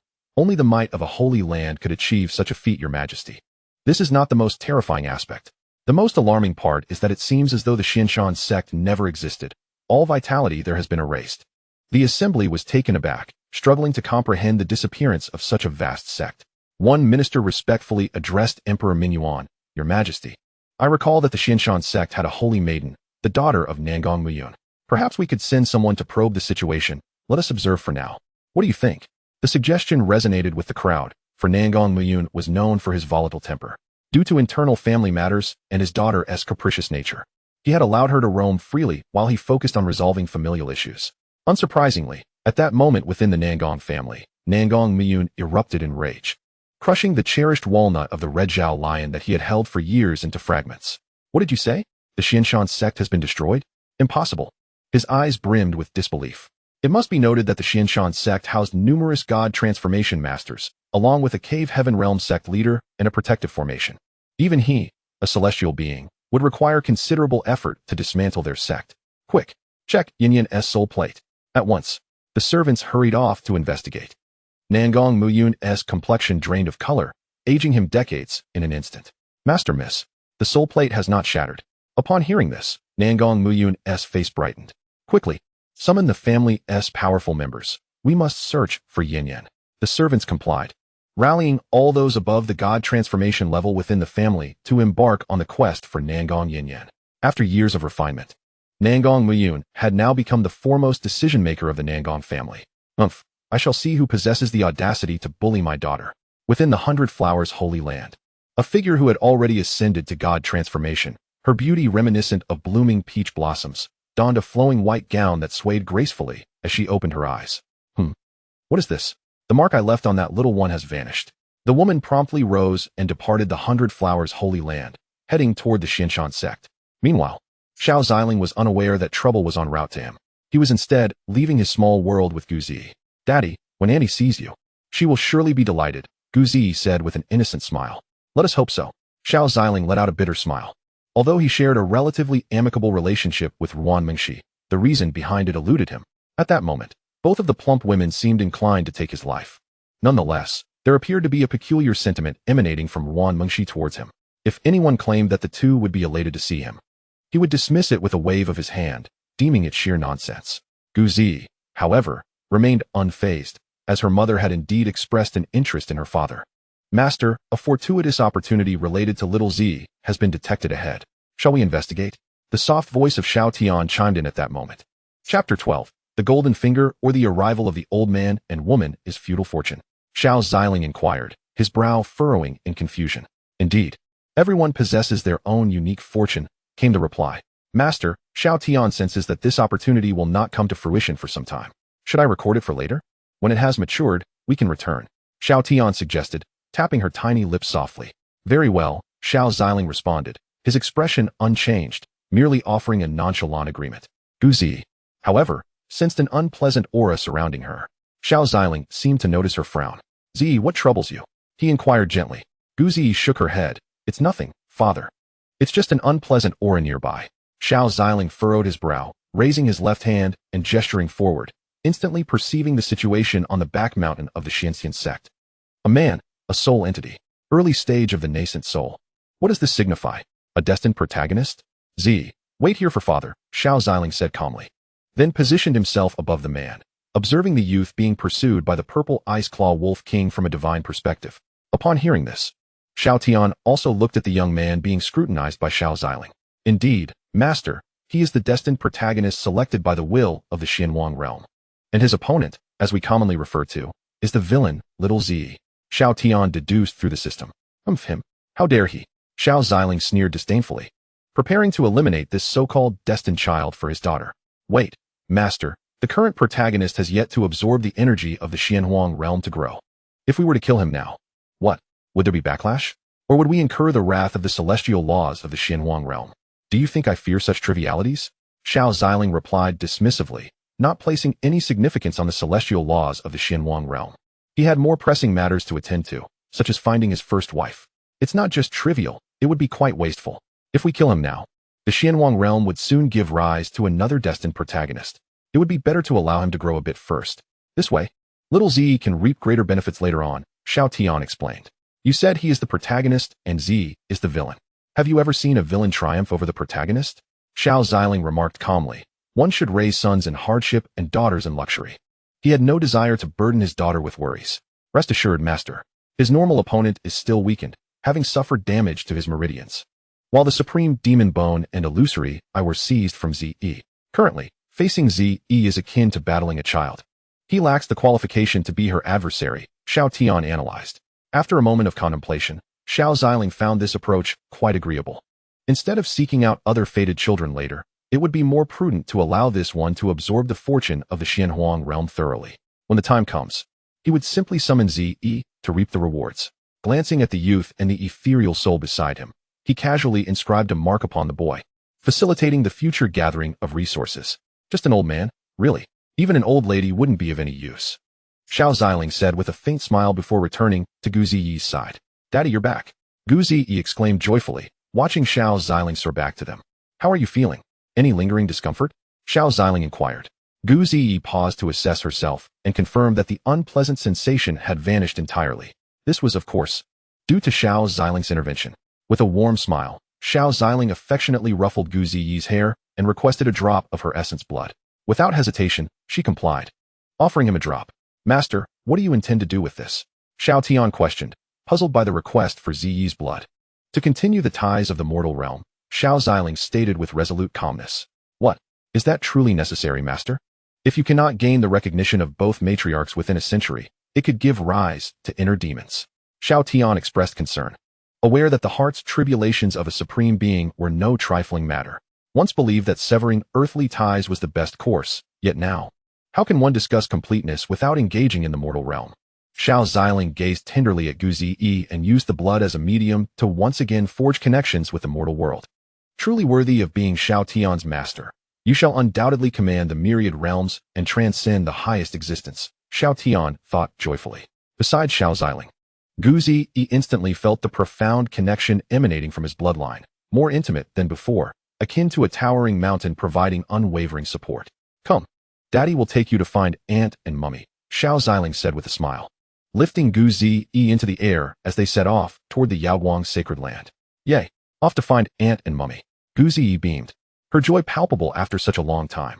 Within the Yaoguang sacred land, a figure with a meticulously sculpted physique clad in snow-white garments, Ruan Mengshi, who was deep in meditation, suddenly sensed a shift within her body, a feeling she could not quite articulate. This sensation was Ruan Mengshi retrieved the jade pendant Xiao Ziling had given her long ago and channeled some spiritual energy into it. In a short while, she astonishingly perceived Xiao Ziling's position and aura through the pendant. Ruan Mengshi's eyes resembled two ripe cherries, vibrant and imbued with an incredulous glimmer, their corners glistening with unshed tears of joy. Xiling Gu, you truly are alive. Sierra has finally awaited your return. With a heart full of elation, Ruan Mingxi shut her eyes, resting the jade pendant against her chest, while delicately wiping away her tears with her right hand. Through the pendant, she sensed that Xiao Ziling was hastening towards her.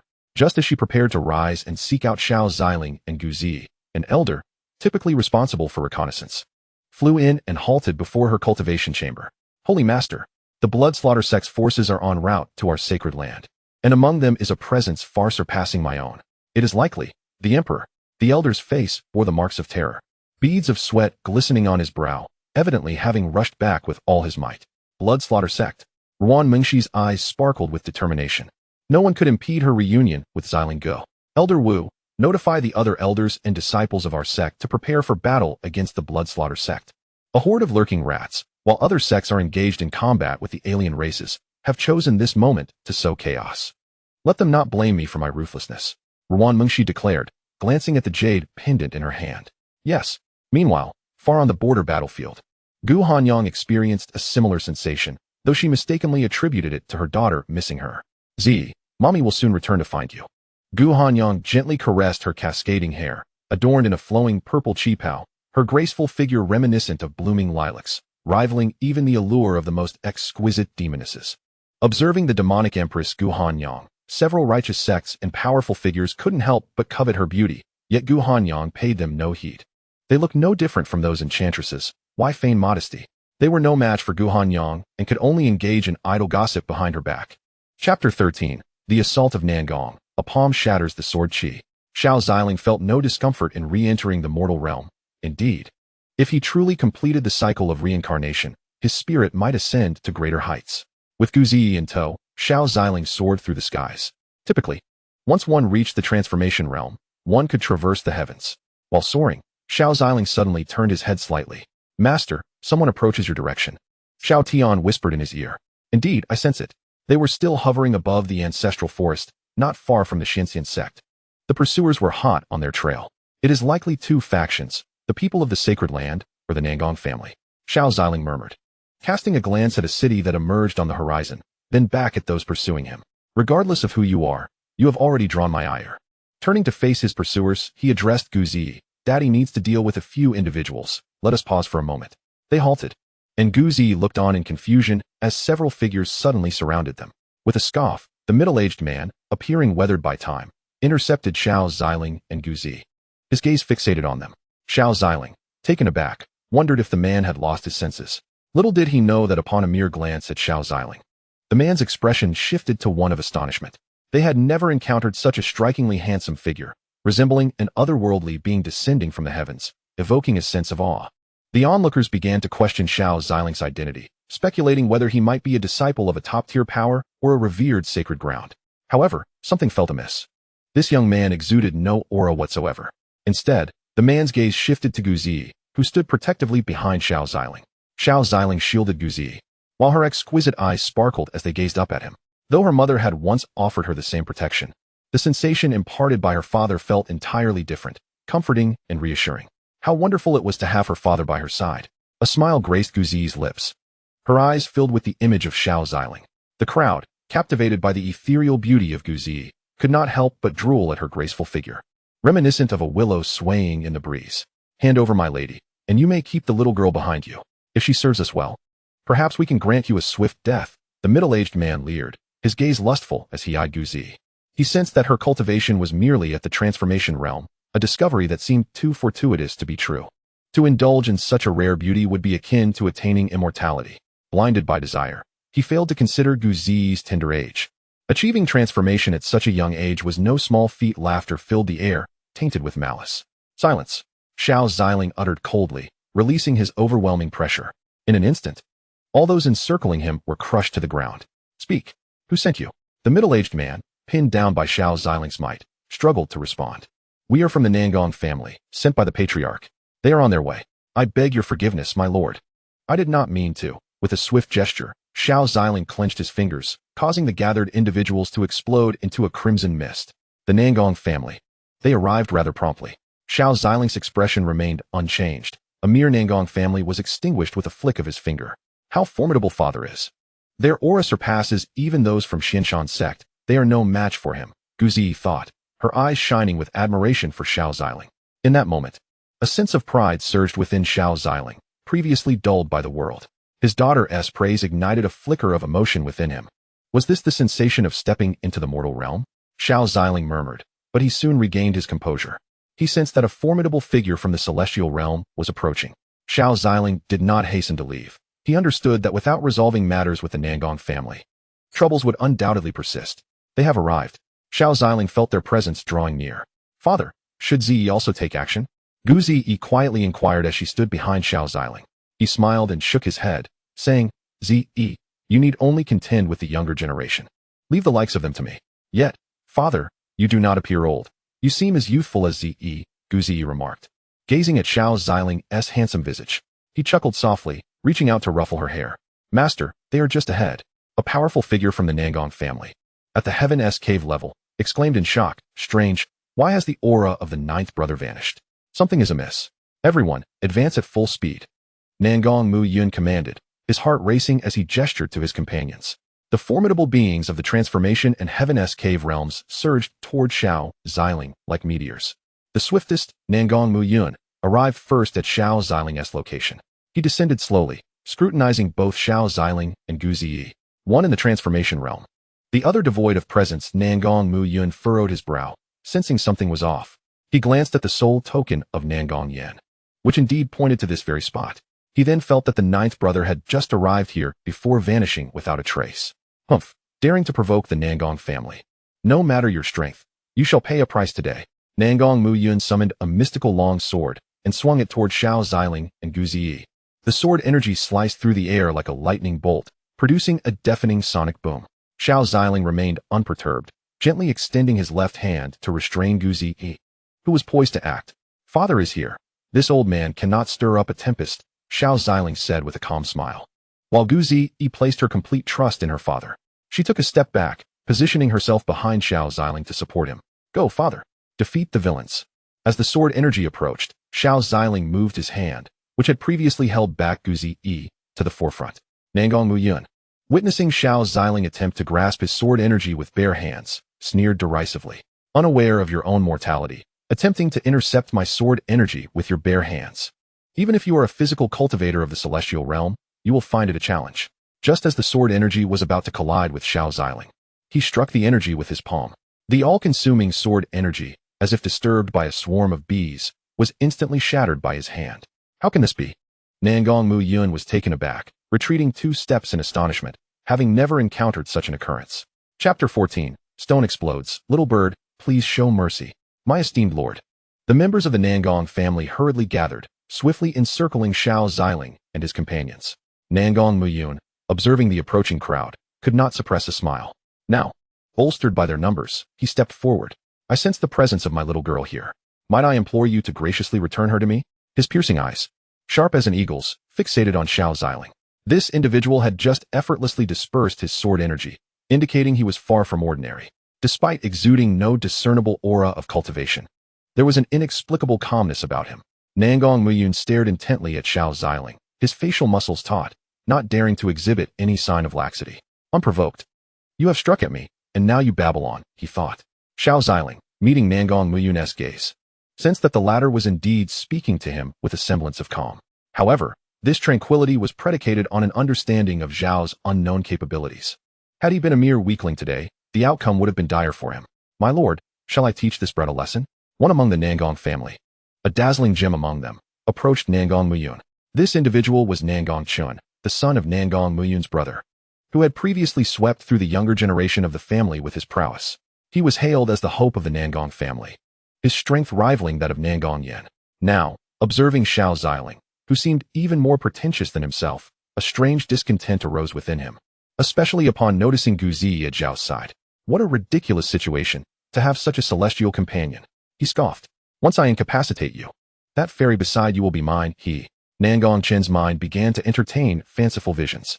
Xiao Ziling, sensing the malice emanating from Nangong Chen, remained unfazed, curious to see how this brash youth would attempt to discipline him. Nangong Chen's father, Nangong Zi, soon joined Nangong Muyun. My lord, does this young man not seem a bit peculiar? Nangong Zi, not lacking in discernment, immediately recognized that had Nangong Muyun been capable of subduing the two before him, he would not waste words in such a manner. Thus, he cast a stern glance at Nangong Chun, signaling him to refrain from rash actions. Upon meeting his father's authoritative gaze, Nangong Chun reluctantly stepped back a couple of paces, though his eyes remained fixed on Xiao Ziling and Gu Zi. With Nangong Zi now beside him, Nangong Muyun spoke softly. This young man is indeed strange. He possesses no discernible aura of cultivation, yet was able to disperse my sword energy with his bare hands. I suspect he may be a disciple of some sacred ground, perhaps endowed with treasures from there, or he could be a body cultivator. Nangong Muyun articulated his analysis.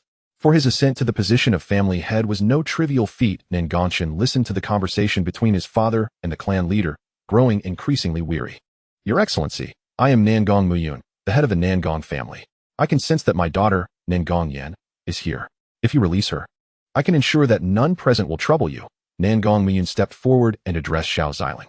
Upon hearing this, Xiao Ziling struggled to suppress a bemused smile. Trouble me? You ought to consider whether you are even worthy, he replied with a hint of disdain. You prattle on. Yet your daughter has taken my daughter's eyes and ribs. Do you truly believe you can settle this with mere words? You insolent brat, Nangongchen shouted, pointing an accusatory finger at Xiao Ziling before drawing his sword and charging forward. Xiao Ziling remained unfazed, casually picking up a stone from the ground. A surge of spiritual energy enveloped it, and he flicked it towards Nangongchen. Look out! Nangongzi sensed the unusual energy of the stone and hurriedly placed himself in front of his son, channeling all his spiritual power into his palm and thrusting it forward. The power of the cave heavens erupted, manifesting 3 celestial realms behind him. The stone struck Nangongzi's palm but did not halt. Instead, it pierced through his entire arm. What? Nangongzi quickly adjusted his body to prevent the stone from piercing his heart. However, his arm was rendered useless, and after penetrating his limb, the stone continued its trajectory towards Nangongchen.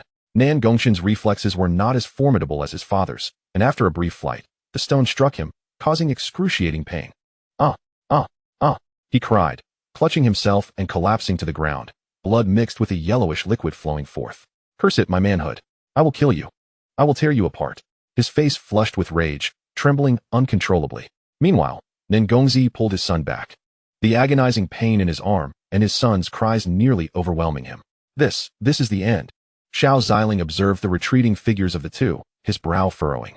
Another stone materialized in his hand. With a calm smile, he flicked it towards them once more. As the stone hurtled towards them like a cannonball, Nangong Muyun cursed inwardly, realizing the peril they faced. Damn it! Are these two fools trying to doom me? He positioned himself before them, brandishing his enchanted sword to slash at the stone.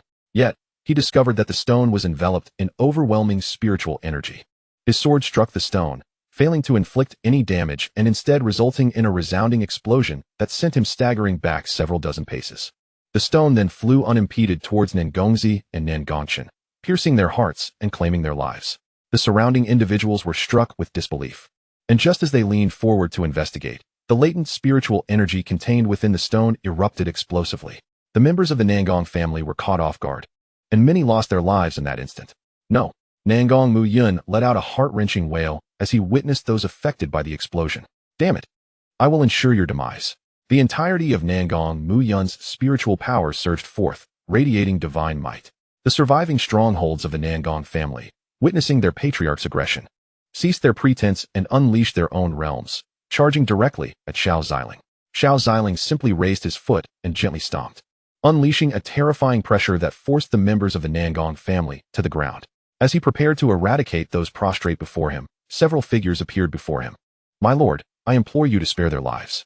Chapter 15. The Onslaught of the Mingyuan Dynasty, One Palm to Vanquish the Divine. Xiao Ziling turned to regard the newcomers, noting their noble attire and extraordinary demeanor, yet they did not seek to take the lives of the Nangong family.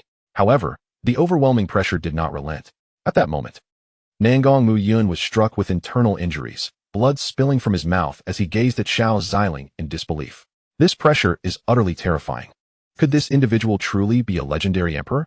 Nangong Muyun was consumed by regret, wishing he had never sought out his daughter. Was it not simpler to produce another? To outsiders, he appeared to dote on her, but that was only due to the ties of interest involved. Were the benefits substantial enough? He would not hesitate to sell his daughter. Now, with his daughter lost and the family suffering considerable losses, Including the death of his brother and the loss of a future divine powerhouse, he lamented the grave cost. My lord, I thank you for your mercy. I am General Zhu Miao of the Mingyuan dynasty. I hope you might consider sparing these members of the Nangong family. We can overlook your previous annihilation of the Xianxian sect, if you would be so gracious. Zhu Miao stepped forward politely towards Xiao Ziling. General Zhu Miao, you cannot let him go. Nangong Muyun, still desperate, urged Zhu Miao to eliminate Xiao Ziling, for with such strength, Xiao Ziling could effortlessly deal with the Nangong family in the future. Silence. This is not your place to speak. Zhu Miao retorted coldly, casting a disdainful glance at Nangong Muyun, whom he loathed for their parasitic nature, draining the dynasty's fortune without any comprehension of their own worth. Had it not been for the dynasty's protection, they would have long been eradicated. Upon hearing Zhu Miao's words, Xiao Ziling exerted a slight increase in pressure, directly suppressing the newcomers.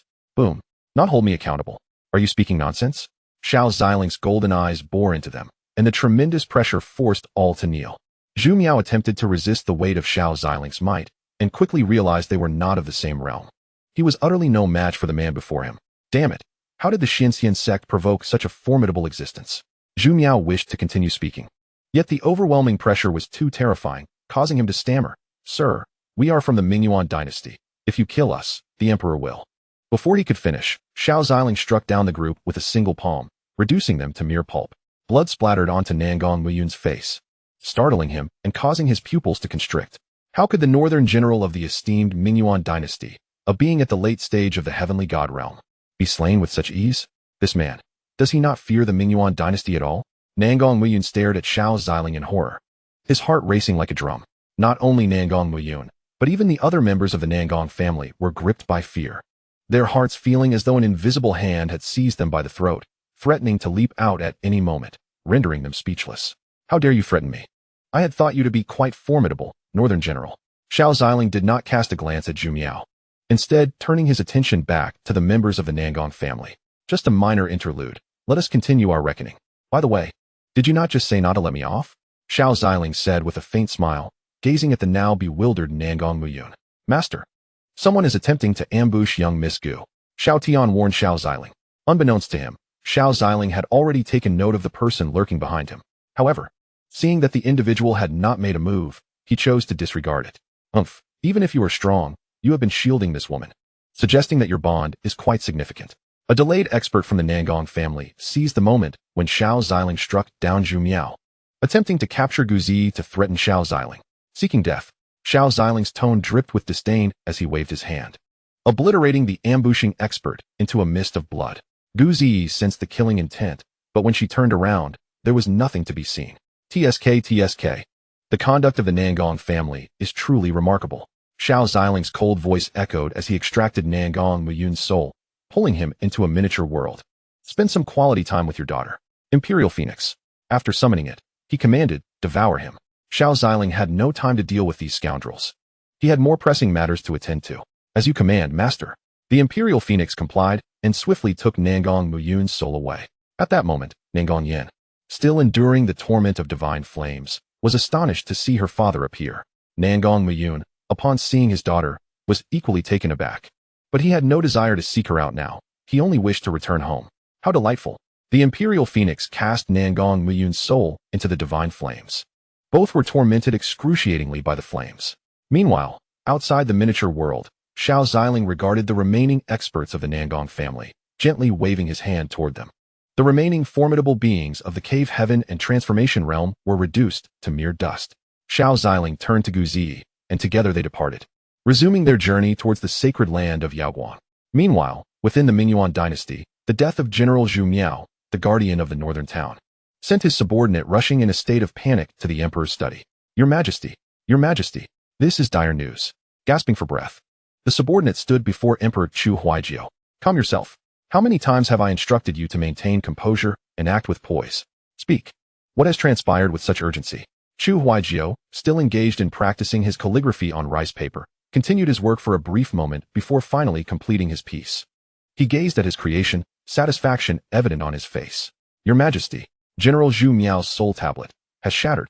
The subordinate took a moment to steady himself before delivering the news, though his words still came out in a stammer. What? Zhu Miao is dead? How can this be?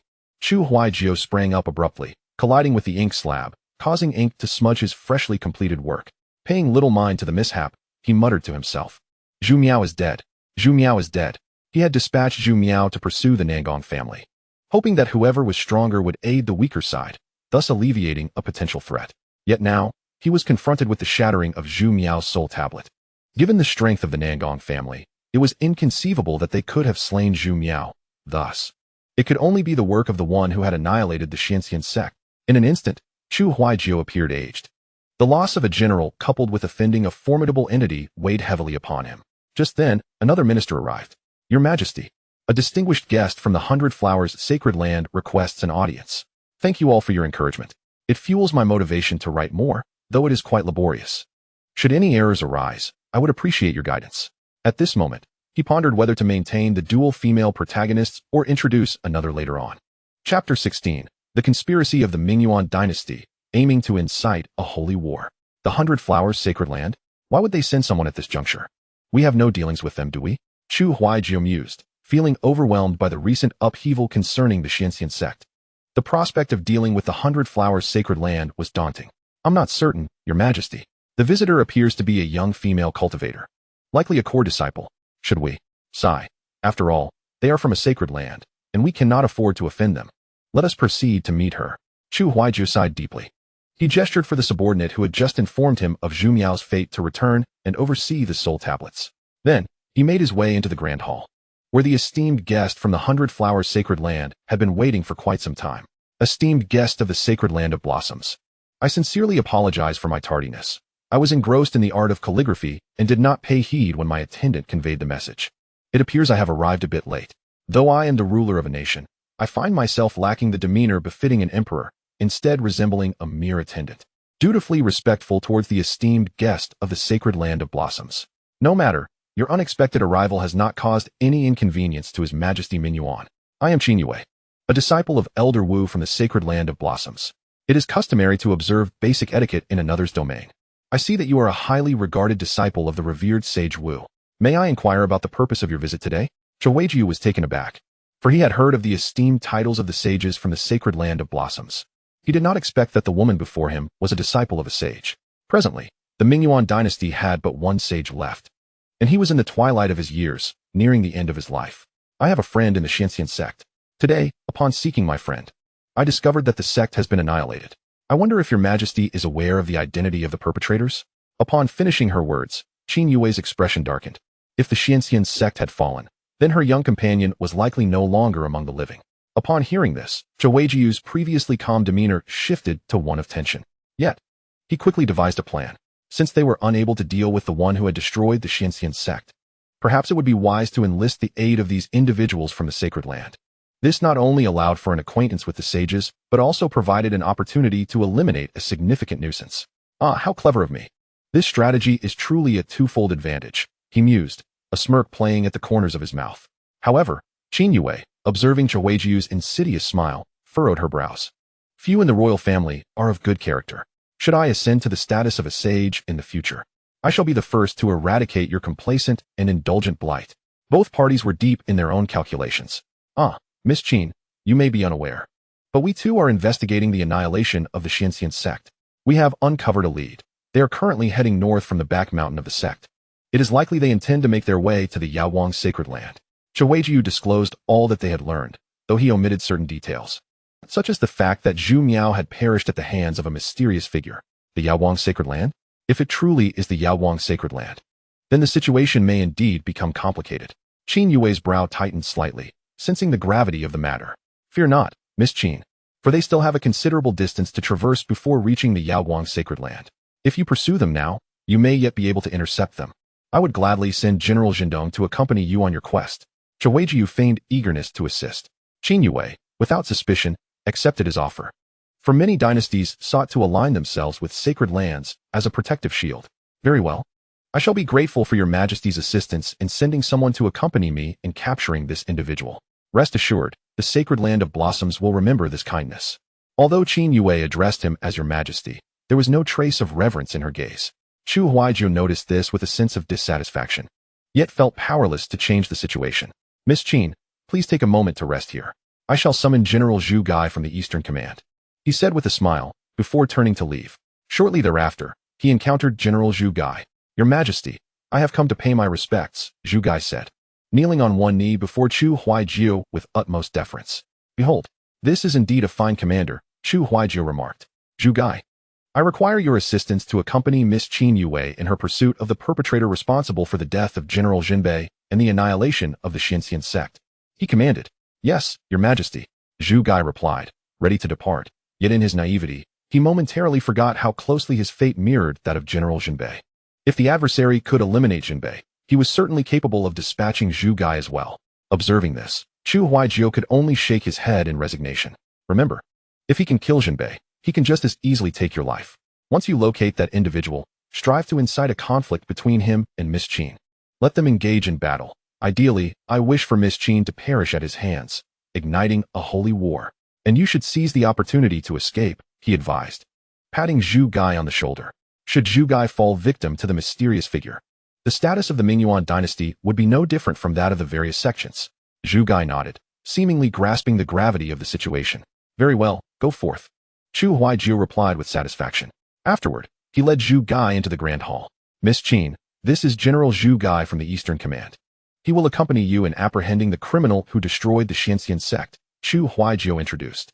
Zhu Gai bowed to Qin Yue, saying, "It is an honor to meet you, Miss Qin." "Then let us set off," she replied, and with that, the two departed the Mingyuan dynasty, making their way towards Xiao Ziling. At this moment, Xiao Ziling was blissfully unaware of the impending pursuit. He was currently en route to the Yaoguang sacred land with his daughter. Along the way, Gu Zi admired the scenery. Although her mother had previously whisked her through these sights, they had been fleeing at the time, leaving no opportunity for her to truly appreciate the beauty around her. As she gazed at the landscape, she suddenly recognized a familiar small town. "Is that not?" Gu Zi recalled, realizing it was the little kingdom her mother had once taken her to visit. "Father, can we stop by that small town?" She tugged at Xiao Ziling's sleeve. Xiao Ziling glanced at the town, puzzled by his daughter's request. Despite his uncertainty, he felt compelled to oblige her wishes. "Very well, Zi," he replied gently, and they proceeded towards the quaint town. "Father, there's something delicious there that I would like to bring back for Annie to try. Perhaps it will prevent her from bullying Mommy," she giggled. Xiao Ziling's heart trembled as he gently patted Gu Zi's head, expressing his concern. "All right, let us take a bit more with us. Daddy wishes to taste it too. When Zi's mummy returns, she can have a taste as well, shall we?" Yay. Chapter 17. Waiting in line for Shuifang cake. The secret art of 100 flowers. The 1,000-mile scent-seeking technique. Xiao Ziling led Gu Zi towards the kingdom of Iroke. "Xiao Tian, why do I feel that Zi seems like a child before me, yet exudes an aura of aloofness and inaccessibility in the presence of others?" Xiao Ziling inquired discreetly, as he began to harness his divine power to sense Gu Zi's condition. Upon hearing his master's words, Xiao Tian immediately commenced an examination of Gu Zi. She still possessed ample energy, sufficient for a thorough assessment. Meanwhile, Gu Zi, who remained close to Xiao Ziling, was oblivious to her father's actions and was instead filled with anticipation for their arrival at the kingdom of Iroke. Strangely, all her bodily indicators appeared normal, devoid of any excess souls or indications of possession or reincarnation. Rather, she exhibited the purest essence of a soul. After examining Gu Zi, Xiao Ziling found no discernible issues. "Master, little Zi is actually quite normal, however," Xiao Tian remarked, her gaze fixed on the information displayed on the screen. Upon hearing that his daughter might have certain issues, Xiao Ziling's brows furrowed slightly, and the previously relaxed muscles of his face suddenly tensed, his eyes narrowing with a hint of anxiety. "Master, Zi may be lacking in paternal companionship and certain formative experiences," Xiao Tian elucidated. Xiao Ziling was momentarily taken aback. Quickly grasping the situation, Xiao Tian continued, "From the moment little Zi was born, she has been evading pursuers with Gu Hanyan. Although Gu Hanyan has always cared for her, the absence of a father's presence and guidance has resulted in Zi, despite being 16, having had too few experiences. If you could spend more time with her and later take her to learn in various places, meeting new friends, she should improve." Reflecting on Xiao Tian's analysis, Xiao Ziling pondered before asking, "What about during our time at Yaoguang's sacred land and Xinxian sect?" At Yaoguang's sacred land, little Zi was always protected by Ruan Mingxi. And at Xinxian sect, Xiao Ziling fell silent, recognizing that the root of the issue lay with him. He had failed to provide Zi with a complete childhood. Just as Xiao Ziling continued to contemplate, Gu Zi's voice broke through his thoughts. "Daddy, come quickly, we have arrived." Xiao Ziling looked up to see that they had indeed reached the kingdom of Iroke. Although he still had many questions for Xiao Tian, he decided to set them aside for the moment. Nodding to Guzi, he replied, I'm coming, wait for daddy. Master. Xiao Tian has perfectly inherited your and the mistress's talents. Spend more time with her. Her character is commendable, and her future potential is immeasurable, Xiao Tian whispered. Filled with confidence in little Z, bolstered by her master's support, Xiao Ziling nodded slightly, acknowledging the immense debt he owed to them. He would be willing to repay it bit by bit for a lifetime. He approached Guzi, and as he glanced around, Guzi took his hand without hesitation. Daddy, hurry up. We need to queue for the snow cake. Let's go quickly. Before Xiao Ziling could fully comprehend, he was already being pulled along by Guzi. A gentle smile graced his lips. This tranquil life with family was precisely what he had always yearned for. However, upon arriving at the snow cake vendor, he was taken aback by the long queue. Z, is this delicacy truly that delectable? Xiao Ziling gazed at the serpentine line ahead, feeling somewhat speechless. Yet, the two of them dutifully fell into line. Initially, he contemplated using some special abilities to procure the snow cakes from afar. But Guzi's words struck a chord with him. It's indeed delicious. Mommy has brought me here several times, and she said that queuing adds to the flavor of the snow cake, which is why so many people are waiting. Xiao Ziling chuckled softly. Having descended into the mortal realm, he ought to savor the experience. As they stood in line, Guzi inquired about Xiao Ziling's whereabouts over the years. Her mother and aunt had told her that her father was away handling matters in a distant place, and once completed, he would return to accompany her.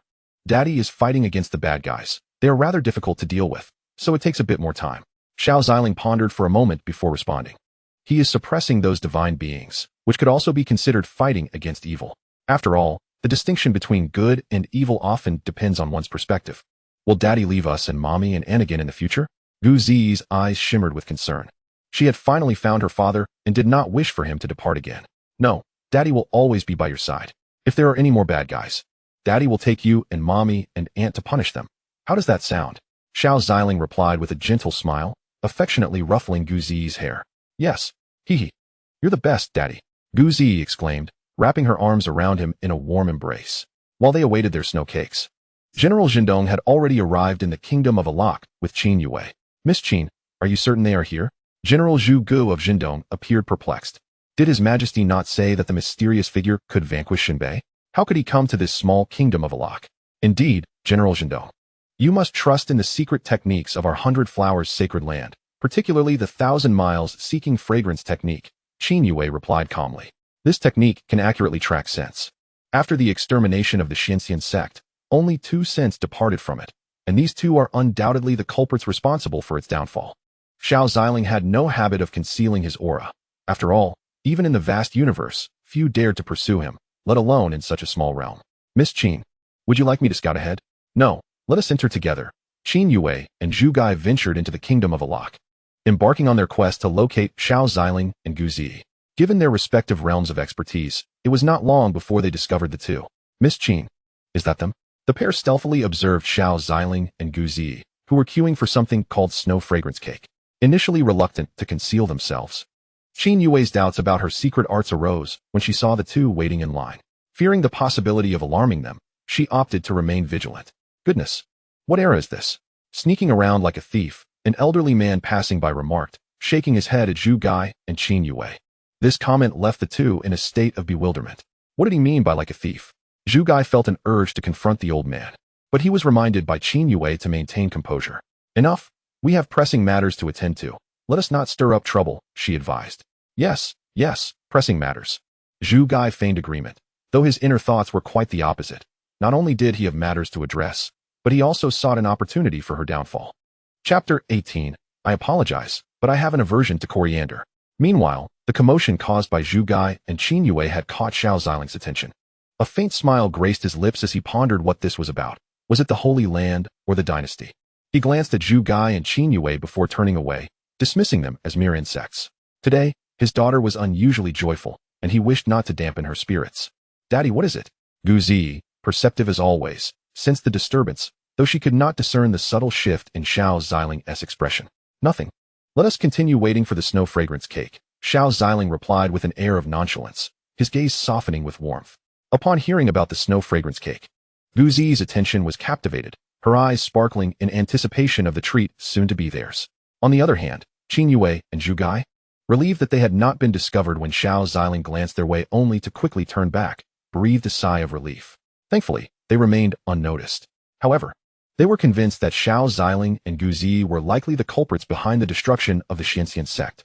I must confront them about the obliteration of the Xianxian sect. Regardless of whether they belong to the Yaoguang Holy Land, I shall not be courteous, Qin Yue declared resolutely. The relationship between the leaders of Yaoguang Holy Land and their own Hundred Flowers Holy Land was amicable, and she wished to preserve it. This boldness startled Zhu Gai. How could he allow Qin Yue to fall into their hands? No, I must prevent this, he thought anxiously. Miss Qin, wait, do not rush over just yet. Zhu Gai interjected, blocking her path. What is it? She inquired. Miss Qin, if you go over there now, they will undoubtedly deny being the culprits responsible for the demise of the Xianxian sect. If they draw the attention of the guards from this small kingdom, we will find ourselves in quite a predicament. Zhu Gai bore a foolish expression, leaving Qin Yue somewhat perplexed. How could such a diminutive kingdom possibly hinder a god transformation and a celestial god? It's you who will manage, not me. Zhu Gai thought to himself. Then what do you propose we do? Qin Yue placed her hands on her hips, directing her gaze toward Xiao Ziling and Gu Zi. Well, I'm not entirely sure either. Zhu Gai began to ponder. I've got it. You can pretend to be a bandit chasing after me, while I conceal my cultivation. That man will undoubtedly intervene to rescue me, and at that moment, I can establish a rapport with them and glean information. Qin Yue's eyes sparkled. She had never encountered such a strikingly handsome and composed man as Xiao Ziling. She deemed herself to be quite attractive as well. With a little allure, that man would surely fall for her charm. Let us proceed with this plan. We must act swiftly. Having spoken, Qin Yue began her preparations. Zhu Gai, on the other hand, felt somewhat at a loss. Could he truly fulfill the task set by His Majesty? He sighed and complied with Qin Yue's directives. Meanwhile, Xiao Ziling and Gu Zi were still in line, and after a considerable wait, their turn finally arrived. Wow, Daddy, it's finally our turn. Gu Zi exclaimed joyfully. Yes, boss, we'll have 10 servings of shuefang cake, Xiao Ziling said with a smile to the vendor. Certainly, coming right up. The vendor promptly began the preparations. Upon seeing the enchanting Gu Zi and the elegant, dignified Xiao Ziling, he felt inspired to prepare even more for them. Before long, the shuefang cakes were ready. Here you are, dear guests, your 10 servings of shuefang cake are complete. Thank you, boss. Thank you, uncle. The two of them took the cakes and were about to leave when they spotted a disguised Qin Yue being pursued by Zhu Gai, who was playing the role of a bandit. Help! Xiao Ziling furrowed his brow. He instantly recognized the two as the suspicious individuals from earlier. What is going on here? Xiao Ziling remarked coolly. Daddy, are they putting on a show? Gu Zi perceived their clumsy and amateurish performance. It seems so. Let us go, Zi. Remember to steer clear of such people in the future. Xiao Ziling chose to ignore Qin Yue and Zhu Gai, intending to continue on toward the Yaoguang sacred land. Qin Yue, watching Xiao Ziling and Gu Zi as they prepared to leave, felt utterly bewildered. Wait, this isn't right. Aren't you supposed to be the hero rescuing the damsel in distress? Why are you just walking away now? This doesn't align with the script. How infuriating. How could my perfect and alluring figure fail to entice you? You simply walk away. Qin Yue gritted her teeth, now doubting whether Xiao Ziling was even human. However, she could not afford to ponder further and dashed towards Xiao Ziling and the others. Hero, could you possibly save me? He intends to rob me. Qin Yue hurried forward, seizing the hem of Xiao Ziling's garment. Just as she was about to implore him for assistance, a fragrant footprint landed squarely on her face. Wretched woman, what do you intend to do to my father? Gu Zi kicked Qin Yue away, leaving the onlookers momentarily stunned. Xiao Ziling, on the other hand, waved his hand nonchalantly. Apologies, but I have no fondness for cilantro. If you have matters to discuss, please speak with my dear daughter. What is happening? Shoo, quiet down. It seems a fight is about to break out. I do adore watching women brawl. The spectators, witnessing this spectacle, were filled with a desire for entertainment. How dare you kick my beautiful face? Zhu Gai immediately took action. Qin Yue hurled several flower petals at Gu Zi. They sliced through the air like sharp blades, heading straight for her. Humph! Gu Zi scoffed, then mimicking her father, lifted her foot and stomped lightly, sending forth a powerful surge of spiritual energy that deflected the petals. Transformation realm. Qin Yue was somewhat astonished. This seemingly younger girl was also a formidable practitioner in the transformation realm. So what if you are in the transformation realm? You dare to annihilate the Xianxian sect and harm the little one? Today you must perish here. Qin Yue no longer concealed her prowess, as her spiritual energy surged forth like a mighty wave. 100 flowers, 10 absolutes, falling flower palm. A massive palm of mid-transformation realm energy surged towards Gu Zi. Master, will you not intervene? Xiao Tian asked, observing the enormous palm descending upon Gu Zi, feeling a bit anxious. This younger generation is no match for Zi. Xiao Ziling replied with a faint smile. Gu Zi, gazing at the approaching giant palm, felt a radiant energy from within her supreme demon bone and retaliated with a palm strike of her own. The two forces collided like two divine beasts, creating an earth-shattering impact. Thank you all for your encouragement. We are nearing the Yaowang sacred land, and the first female lead is about to appear. I wonder if you think 2 is sufficient or if we should add more. Everyone can voice their opinions, and I will take them into consideration. Chapter 19. The Manifestation of Gods and Demons, the Emperor's Watchful Eye. Xiao Ziling takes action. The onlookers, witnessing this clash, swiftly fled the scene. As the guards and powerful figures from the Yailok kingdom approached, once the falling petals and brilliance dissipated, Gu Zi stood firm and unharmed. While Qin Yue was sent flying by the force of the palm strike, her arm, which had just executed the falling flower palm, was now dislocated and fractured. Struggling to rise, Qin Yue felt a tumult within her stomach, and in the next moment, she spat out a mouthful of fresh blood. How could this be? Is she not merely at the initial stage of the transformation realm? Qin Yue gazed at Gu Zi with disbelief.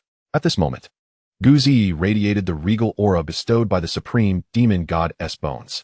The guards who had just arrived, witnessing 2 such young experts of the transformation realm, were momentarily at a loss. Suddenly, a transformation realm powerhouse from Alok appeared. Observing the imminent clash between the 2 formidable beings and the surrounding devastation, he furrowed his brow. It was imperative to prevent them from battling here. Otherwise, the repercussions of their clash would undoubtedly ravage Alok. The transformation realm expert mused inwardly. Meanwhile, Zhu Gai, lurking in the shadows, felt a surge of exhilaration as he saw Qin Yue and Gu Zi finally engage in combat. His mission was nearing completion. However, he was also taken aback by the nonchalant strike Gu Zi had just delivered, realizing even a slightly weaker being in the cave heaven realm would struggle to withstand such force. Yet, this was no longer his concern. His primary goal was to prepare for his escape. Would the 2 comrades manage to leave the Alok kingdom before continuing their skirmish? Engaging in battle here would endanger countless innocent lives. The transformation realm expert approached Gu Zi and Qin Yue with respect. Qin Yue glanced at the approaching expert, then surveyed her surroundings, before nodding and taking flight towards the outskirts of Alok. Gu Zi, not wishing to jeopardize the innocent, also glanced at Xiao Ziling, who nodded in affirmation, prompting her to follow suit. My master, Zi has become remarkably powerful, far surpassing her former strength, Xiao Tian exclaimed joyfully, clapping his hands in delight. A notion he had never anticipated. Indeed, there are always greater beings and realms beyond comprehension. However, Zi had truly acquired the prowess to sweep through the younger generation. And her temperament was commendable, calm and composed. Xiao Ziling nodded gently in agreement and followed them out, leaving the Alok transformation realm expert to sigh helplessly.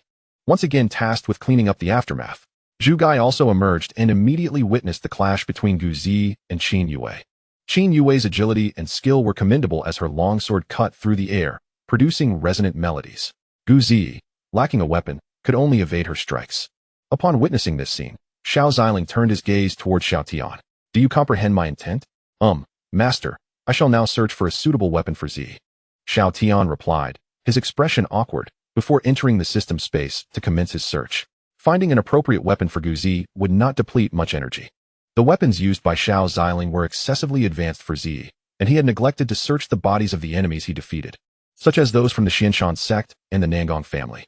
Humph, the nascent form of sword intent, whirling winds and falling leaves.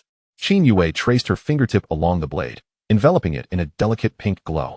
The overwhelming spiritual energy radiated forth as Qin Yue wielded her sword towards Gu Zi.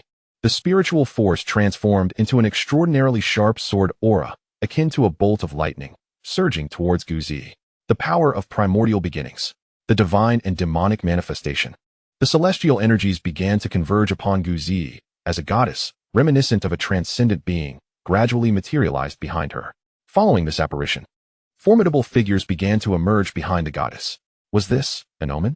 Zhu Gai gazed at the terrifying phenomenon emanating from the heavenly Dao, his pupils widening as he contemplated an escape from the scene. Xiao Ziling observed the manifestation unleashed by his daughter, nodding in satisfaction. Indeed, she had flawlessly fused the power of primordial beginnings with the supreme demon god-S essence. A radiant light erupted from the phenomenon, shattering Qin Yue's sword aura, sending her hurtling backward. Cough. Qin Yue found herself battered and bruised, blood trickling from the corner of her mouth. Damn it, General Zhu, will you not intervene? She implored, casting a glance at Zhu Gai. Yet, Zhu Gai merely shook his head, hastily addressing Xiao Ziling and Gu Zi. Esteemed friends, I have no part in this affair. I am unacquainted with this woman and shall take my leave. With that, Zhu Gai departed without a backward glance, leaving a bewildered Qin Yue behind. In that moment, the realization struck her. She had been used as a pawn. Infuriated, she gazed at Gu Zi in the heavens, along with the magnificent apparition that loomed behind her. Around them, various factions took notice of the commotions surrounding Gu Zi. What a terrifying phenomenon! Which genius has emerged now? An emperor from the Bloodslaughter sect turned his gaze towards the kingdom of Iraq. Other powerful beings from sacred lands also looked in that direction. Alas, this grand contest would not be simple. Prodigies were arising. Within the Yaoguang sacred land, Ruan Mengshi beheld the sudden manifestation, her expression flickering with trepidation. This was an unprecedented sight. Undoubtedly, another future emperor-level powerhouse had emerged. Many factions began to covet Gu Zi, with some employing divination techniques to uncover her identity. Let me see just who you are, they mused. Xiao Ziling sensed the scrutiny of numerous powers directed towards them. With a slight smile, he thought, rather than meddling, they should focus on nurturing their own descendants. His eyes shimmered with a piercing golden light, and those who sought to investigate Gu Zi found themselves confronted not with her visage, but with the manifestation of Xiao Ziling's primordial spirit. Begone, he uttered, disdain evident in his voice, and with a single word, countless emperors, and even some who had touched the realm beyond were grievously harmed. Cough. At that moment, an ancient ancestor from a venerable sacred land clutched his chest, blood seeping from his lips. What manner of being is this? Just a single word has severely wounded me. The others fared no better, many suffering from the backlash. Ah, a band of petty souls daring to come here and spy. Little Tian waved her small fist, as if she were the one who had grievously wounded them. However, Xiao Ziling merely chuckled, choosing not to elaborate. Gu Zi's gaze was fixed upon Qin Yue. There was no deep-seated animosity between them, and she had no desire to end Qin Yue's life. Mother had once said that showing mercy to one's enemies is tantamount to cruelty towards oneself.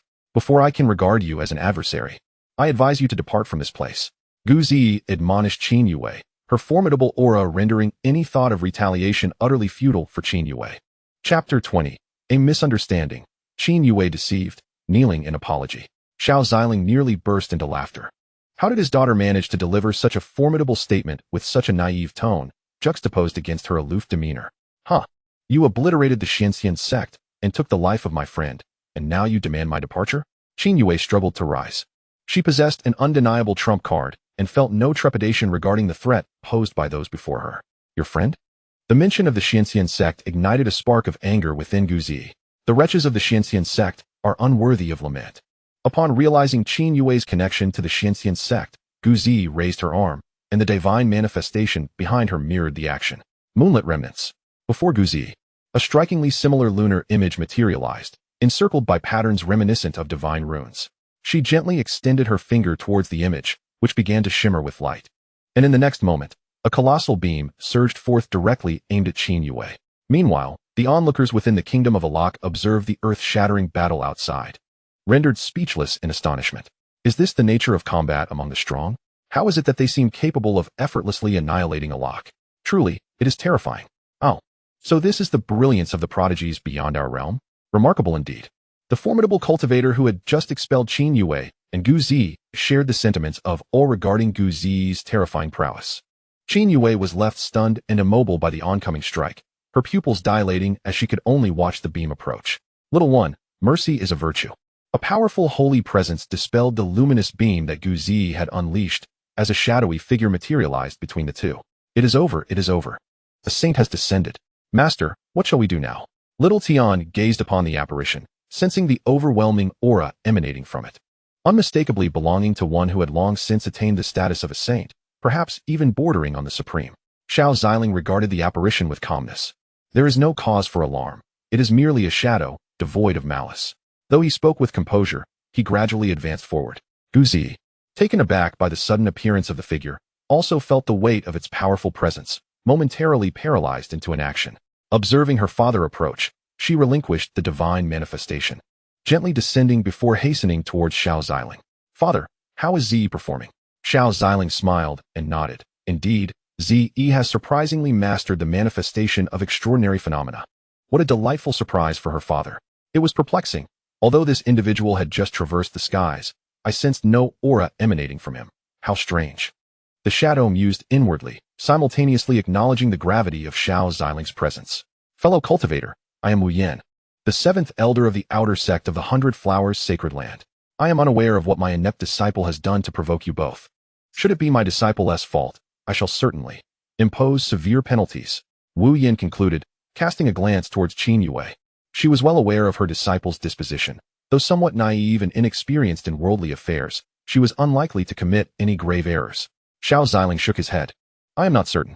He then turned to his daughter, secretly conveying through their connection, this is a matter for your generation. It is time for you to hone your skills. Speak freely and act boldly. Your father will protect you. No one shall bully you. Gu Ziyi heard Xiao Ziling's words and gently nodded. It was your disciple who attempted to seize my father, in broad daylight, to snatch him away. I simply had to retaliate against her, Gu Ziyi stated candidly. It was your side that annihilated the Xianxian sect and killed my little one. Qin Yue's anger flared, and had she not been at a disadvantage against Gu Ziyi, she would have eagerly engaged in a fierce battle at that moment. Wu Yan shot a glare at Qin Yue, signaling her to remain silent. Fellow cultivator, is it not somewhat against the rules to destroy another's sect and ruin their path? Wu Yan furrowed her brow. Rules? Where were the rules when they were excavating my daughter's bones and eyes? Is it permissible for my daughter to be bullied, while I am forbidden from retaliating? Xiao Ziling retorted coldly. Let it be known, even if it were the Xianxian sect at that time, or if all the powers of the Xianhuang realm united, I would still crush them. Wu Yan was momentarily taken aback, uncertain of how to respond. However, upon catching sight of the token at Gu Ziyi's waist, her expression brightened with sudden realization. Wait, may I inquire if you both are from the Yaoguang Sacred Land? Wu Yan asked excitedly. Gu Ziyi and Xiao Ziling exchanged glances. Xiao Ziling pondered. The sovereign of the Yaoguang Sacred Land was his wife. Therefore, he too could be considered part of the Yaoguang Sacred Land. They nodded in agreement. Oh, what a surprise. It seems that our 100 Flowers Sacred Land's sovereign shares a good relationship with your sovereign. This matter was indeed a result of my disciple's rashness. Yue, come here and apologize to these esteemed fellow cultivators. Wu Yan reprimanded Qin Yue. Xiao Ziling and Gu Ziyi were equally astonished by this turn of events. Indeed, when venturing beyond one's home, the most reliable power is often that of alliances and influence. Master, Qin Yue's eyes were red, clearly filled with reluctance and discontent regarding her master's actions. Do not accuse me of being heartless. Let me show you what your so-called little one and his childhood sweetheart have been up to. Xiao Ziling spoke softly, then gently pressed a finger, and an influx of memories not her own surged into her heart. Vivid scenes from the past flooded her mind incessantly.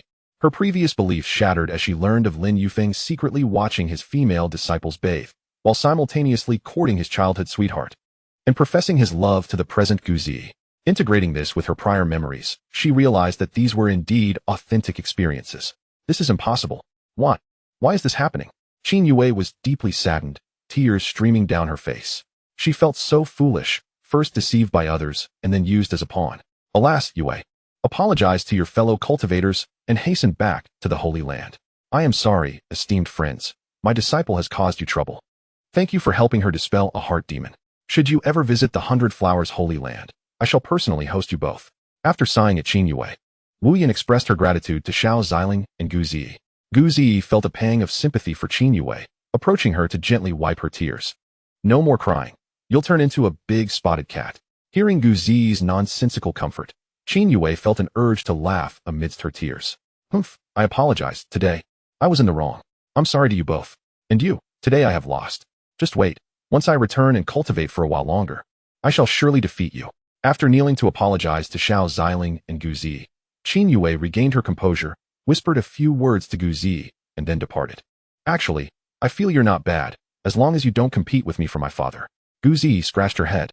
Though she did not fully grasp the meaning of Qin Yue's last statement, she felt it was time to seek out her aunt. Chapter 21. The Great War begins.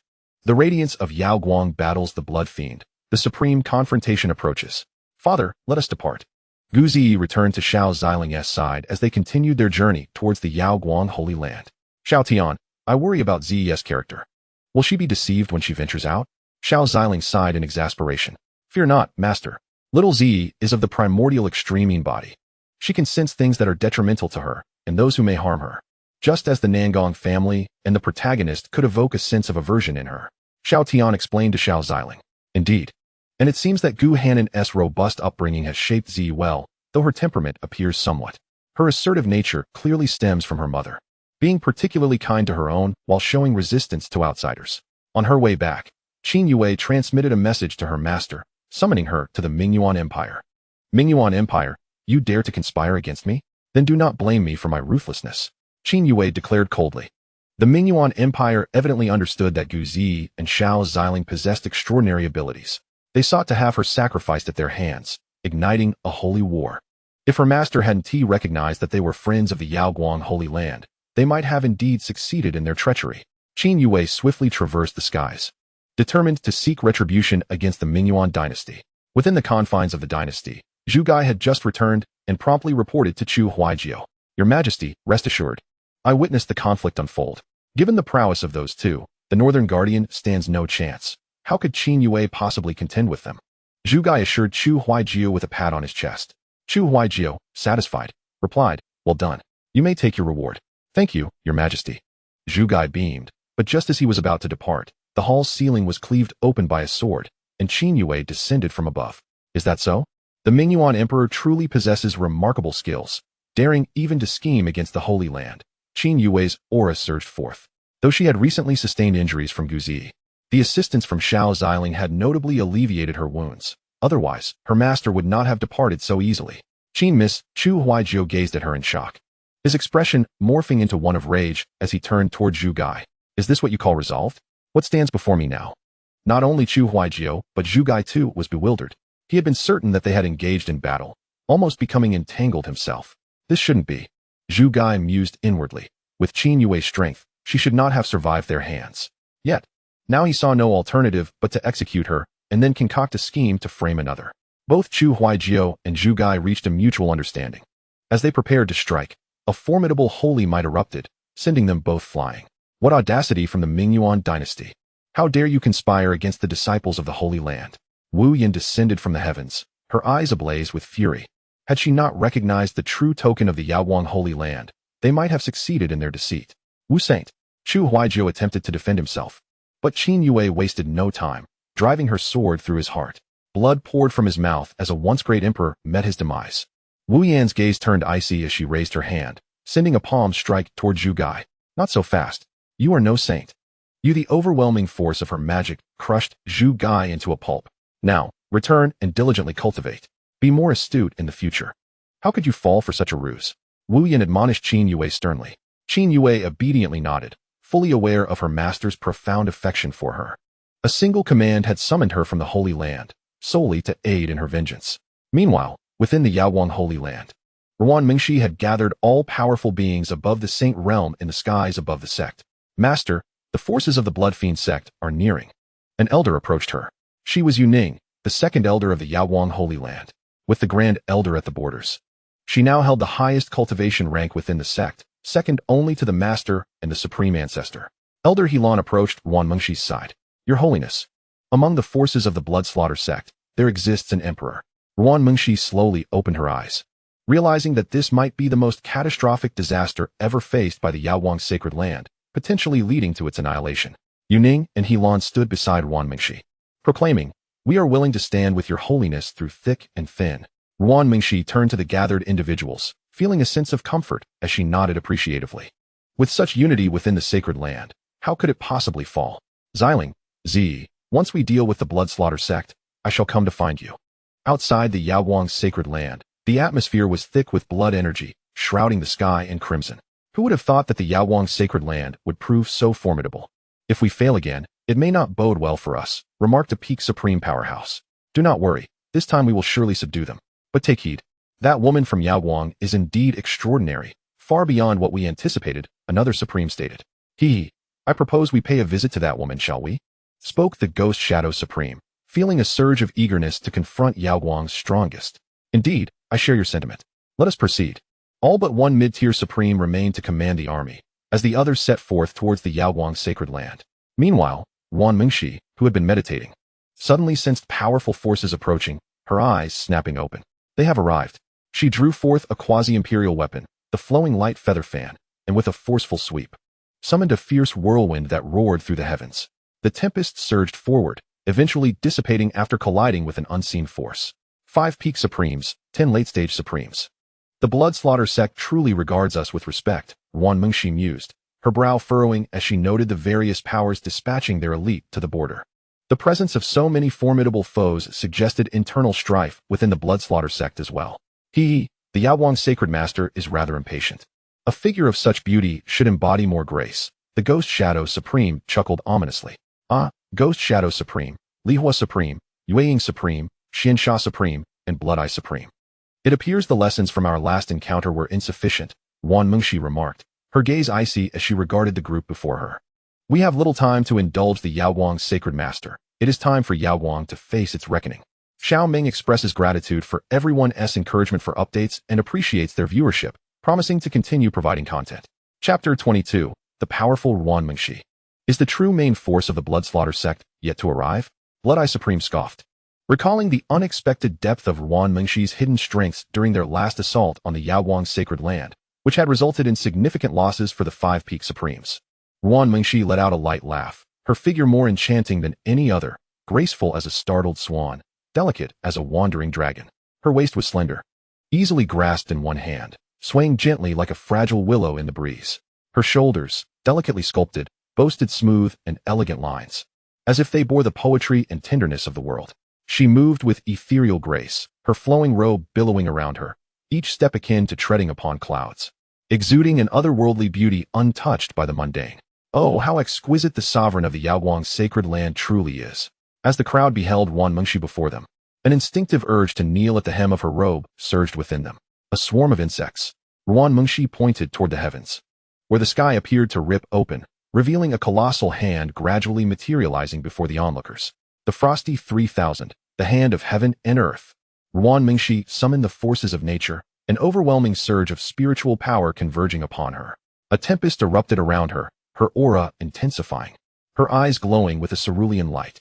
This was the sovereign's ultimate skill. It seemed she intended to deliver a decisive blow that would end their lives in an instant. Yuning gazed at the giant hand forming in the sky, her expression turning grave. This madwoman. She had not unleashed this move last time. Her hidden prowess is indeed formidable. The blood-eyed sovereign snorted coldly as the Five Peak sovereigns began to unleash their respective ultimate techniques. Blood-eyed death ray, shatter. Let me have a taste of you, my little beauty. The phantom sovereign radiated an aura of malevolence, and in an instant, countless ghostly figures erupted from his being, rushing toward the overwhelming hand. The others, too, did not hold back, channeling all their spiritual energy. Supreme Dark Wrath, Soul-Devouring Shadow, Fiery Blade Slash. Wan Mengxi regarded them with a frigid expression, devoid of fear. How dare you offend the Yaowang? Die! The colossal hand in the sky suddenly descended, directly suppressing the group. The combined attacks of the Five Peak sovereigns struck the hand, akin to a needle piercing the ocean, causing not a ripple. Hiss, how can this be? It's over. She is absurdly powerful. Everyone flee. Faced with their attacks proving futile, the Peak sovereigns began to scatter in a desperate escape. This is bad. We cannot escape. None could evade Wan Mengxi's palm. All were consumed in its grasp, the void torn asunder, the vastness swirling. As dust and smoke rose, Wan Mengxi gradually caught her breath. That last strike had drained her considerable spiritual energy. No wonder it took me so long to master this technique. Her chest heaved, clearly. She could not fully wield this power just yet. Sure enough, in the next moment, the dozen or so sovereigns who had been engulfed emerged, battered and bruised. They were grievously injured. Everyone, follow me to slay the intruders. Yuning shouted, and in an instant, all the sovereigns surged forth, pursuing those who exuded such weakened auras. Damn it, hurry. We must leave this place. The blood-eyed sovereign, blood streaming from his eyes, felt his cultivation plummet to the initial stage of sovereign. Amongst the multitude, he was among the least injured. When calamity struck, each supreme being fled in different directions. Yuning quickly caught up with one of the supreme powerhouses. Aurora Descent. Yuning drew upon the ethereal energies of heaven and earth, unleashing a sword strike that dazzled like a swan in flight. The formidable sword light cleaved through the sky, a thunderous roar resonating through the heavens. Damn it, why won't you let me be? I will fight you. The supreme being, gazing at the approaching Yuning, realized he could not self-destruct in his current state and instead charged directly at her. However, Yuning's cultivation was already on par with his. And given his grievous injuries, she swiftly overtook him, delivering a fatal blow with her sword. No, I cannot die here, absolutely not. One by one, the supreme beings fell, and a rain of blood began to pour over the skies of the Yaowang Holy Land. The blood rain nourished the earth. as if heralding the dawn of a new life. Before long, everyone returned to report to Yuan Mengshi. Your Holiness, we have eradicated all the late-stage supreme beings. But 4 out of 5 peak supreme powerhouses managed to escape, and Li Hua self-destructed. We also have 2 early-stage supreme elders injured. Yuning conveyed her report to Yuan Mengshi. Take those 2 elders below to recuperate. This may only be the advance force of the Bloodslaughter sect. The true army is likely still behind. Yuan Mengshi delicately pressed her red lips together, noting that the suspected emperor-level powerhouse had not made an appearance. She could only pray that the opponent was not a long-established emperor. Your Holiness, perhaps we should seek assistance from the surrounding powers, and they only. A man approached, intending to persuade Yuan Mengshi to seek aid from other holy lands, but was abruptly interrupted by her. Silence, she commanded. Those vermin say that if we want their help, we must offer you and 5 exceptionally beautiful women from the Holy Land as brides. He is a man with children. Do you think that is feasible? Yu Ning's icy gaze fixed upon the man, recognizing him as Song Hai, an outer sect elder, lacking innate talent. He had ascended to his position solely through his own efforts. Initially, Yu Ning had held a measure of respect for him, but his recent words had caused her to regard him with suspicion. Song Hai, chastened by Yu Ning's rebuke, withdrew, refraining from further speech. Though his mind was already concocting other thoughts, Yuan Mengshi cast a sharp glance at Song Hai and declared, "This is not merely a condition, it is outright extortion. Agreeing to their demands would be tantamount to subjugating our Yaoguang Holy Land. Everyone, take a moment to rest and prepare to face the Bloodslaughter sect's army." Having given her instructions, Yuan Mengshi settled into the air, closing her eyes to recuperate. The fortunate supreme beings who had managed to escape were still shaken to their cores. How could that woman be so powerful? The blood-eyed sovereign mused silently. Not long ago, the pressure she exerted upon him had not been so terrifying. Now, he felt that if he were to face her in single combat, he would undoubtedly perish at her hands. The calculation was erroneous. That woman has undoubtedly reached the realm of the Great Emperor. The ghost shadow sovereign emerged from the void, appearing exceedingly weakened, with one of his arms having mysteriously vanished. It was evident that he had sustained grave injuries from that earlier strike delivered by Yuan Mengshi. Impossible. If she had attained the status of a great emperor, she would have certainly not let us escape so easily. The Xiansha sovereign also stepped forth, blood still trickling from his mouth, clearly wounded as well. Fortunately, those who had pursued him had ceased their chase midway. Alas, it is difficult to predict. We must hasten back to the main forces to confront that woman. We can only rely on the intervention of the great emperor. The Shadow Phantom Sovereign also emerged from the void, and their losses this time were quite severe. The group had already resigned themselves to accept the consequences of bringing such a formidable assembly. To return with so few after such an endeavor is truly disgraceful. Chapter 23. Consuming the fruit of Dao enlightenment, the great emperor provokes Xiao Ziling Daddy. Auntie's place is just ahead. We shall arrive shortly. Gu Ziyi pointed forward, her eyes shimmering like a clear spring, evoking an instinctive fondness. Xiao Ziling nodded with a smile. Yes, Ziyi. Do have a bite of the shuefang cake, and see if it retains the same flavor as before. Gently, Xiao Ziling handed a piece of the cake to Gu Ziyi, whose eyes instantly sparkled with delight. Just a taste. Don't eat too much. Leave some for Daddy, Mommy, and Annie. Gu Ziyi promptly began to savor the treat. Meanwhile, Xiao Ziling's gaze drifted toward the Yaoguang sacred land, where he sensed a powerful aura emanating from within. However, having perceived that Yuan Mengshi was not in grave danger, he felt no urgency to approach just yet. He pondered how to survive the circumstances presented by the 2 individuals. One cannot merely exist by saying, "We are all striving to live." No, I must adopt a more assertive stance, Xiao Ziling murmured to himself. After uttering this, he turned his attention back to Gu Ziyi, who had recently consumed the fruit of Dao enlightenment. Having just emerged from a battle, his internal energy had significantly waned, making it the perfect moment for her to partake of the fruit. Logically, she should be feeling something by now. Why is there no sign at all? Xiao Ziling spoke softly. Master, the fruit of Dao enlightenment is an immortal grade treasure. Initially, there may be no discernible effects, and given Zi's robust constitution, she should. Before Xiao Tian could finish, Gu Ziyi radiated a brilliant light that soared skyward. As a result, her cultivation level surged into the mid-stage of the transformation realm. 2 great emperor-level beings, intending to head to the Yaoguang sacred land, were taken aback upon witnessing this luminous phenomenon. Exchanging glances, they decided to investigate the cause. Hooray! Little Ziyi has finally completely absorbed the fruit of Dao enlightenment. There will be no bottlenecks before she reaches the great emperor level. Xiao Tian exclaimed joyfully. Xiao Ziling gently waved his hand, dispelling the extraordinary occurrence. After her breakthrough, Gu Ziyi let out a soft belch of satisfaction. Then, as if nothing had happened, He continued to savor the snow-fragrant cake. Z, do you feel any discomfort? Xiao Ziling inquired, concern etched on his face as he approached Gu Zi. No, I just feel a warm sensation in my body, Gu Zi replied with a smile, shaking her head gently. She then offered a piece of the snow-fragrant cake to Xiao Ziling's lips. Daddy, you should try it. It's really delicious. Xiao Ziling looked at the cake that suddenly appeared before him and took a delicate bite. The flavor is delightful. Actually, I can also whip up something tasty. Next time, I'll prepare a treat for you and Mommy. How does that sound? Sounds great. Gu Zi exclaimed joyfully. If the divine beings from the vast universe were to witness this all-powerful Dao master, known for sweeping across the cosmos, displaying such a tender demeanor, they would surely be astounded. After speaking, Xiao Ziling understood the reason. The power of the Dao insight fruit had largely been absorbed by the supreme demon goddess bone. Thus, he felt that Ze's constitution had indeed ascended to a new level. Master, the Dao insight fruit is not akin to those refining elixirs and celestial herbs. Its effects are inherently different. Indeed, I can sense that the benefits of the Dao insight fruit for Z will become increasingly pronounced with time. Xiao Ziling replied with a serene smile. Suddenly, Xiao Ziling's expression darkened, and his arm lifted slightly. In the next moment, a pillar capable of connecting heaven and earth thrust toward them. Master, be careful. Xiao Ziling reacted swiftly, a powerful mental force rising to counter the world-destroying rod. The space that the rod traversed was torn asunder. Such a fierce attack posed no threat to Xiao Ziling and Gu Zi.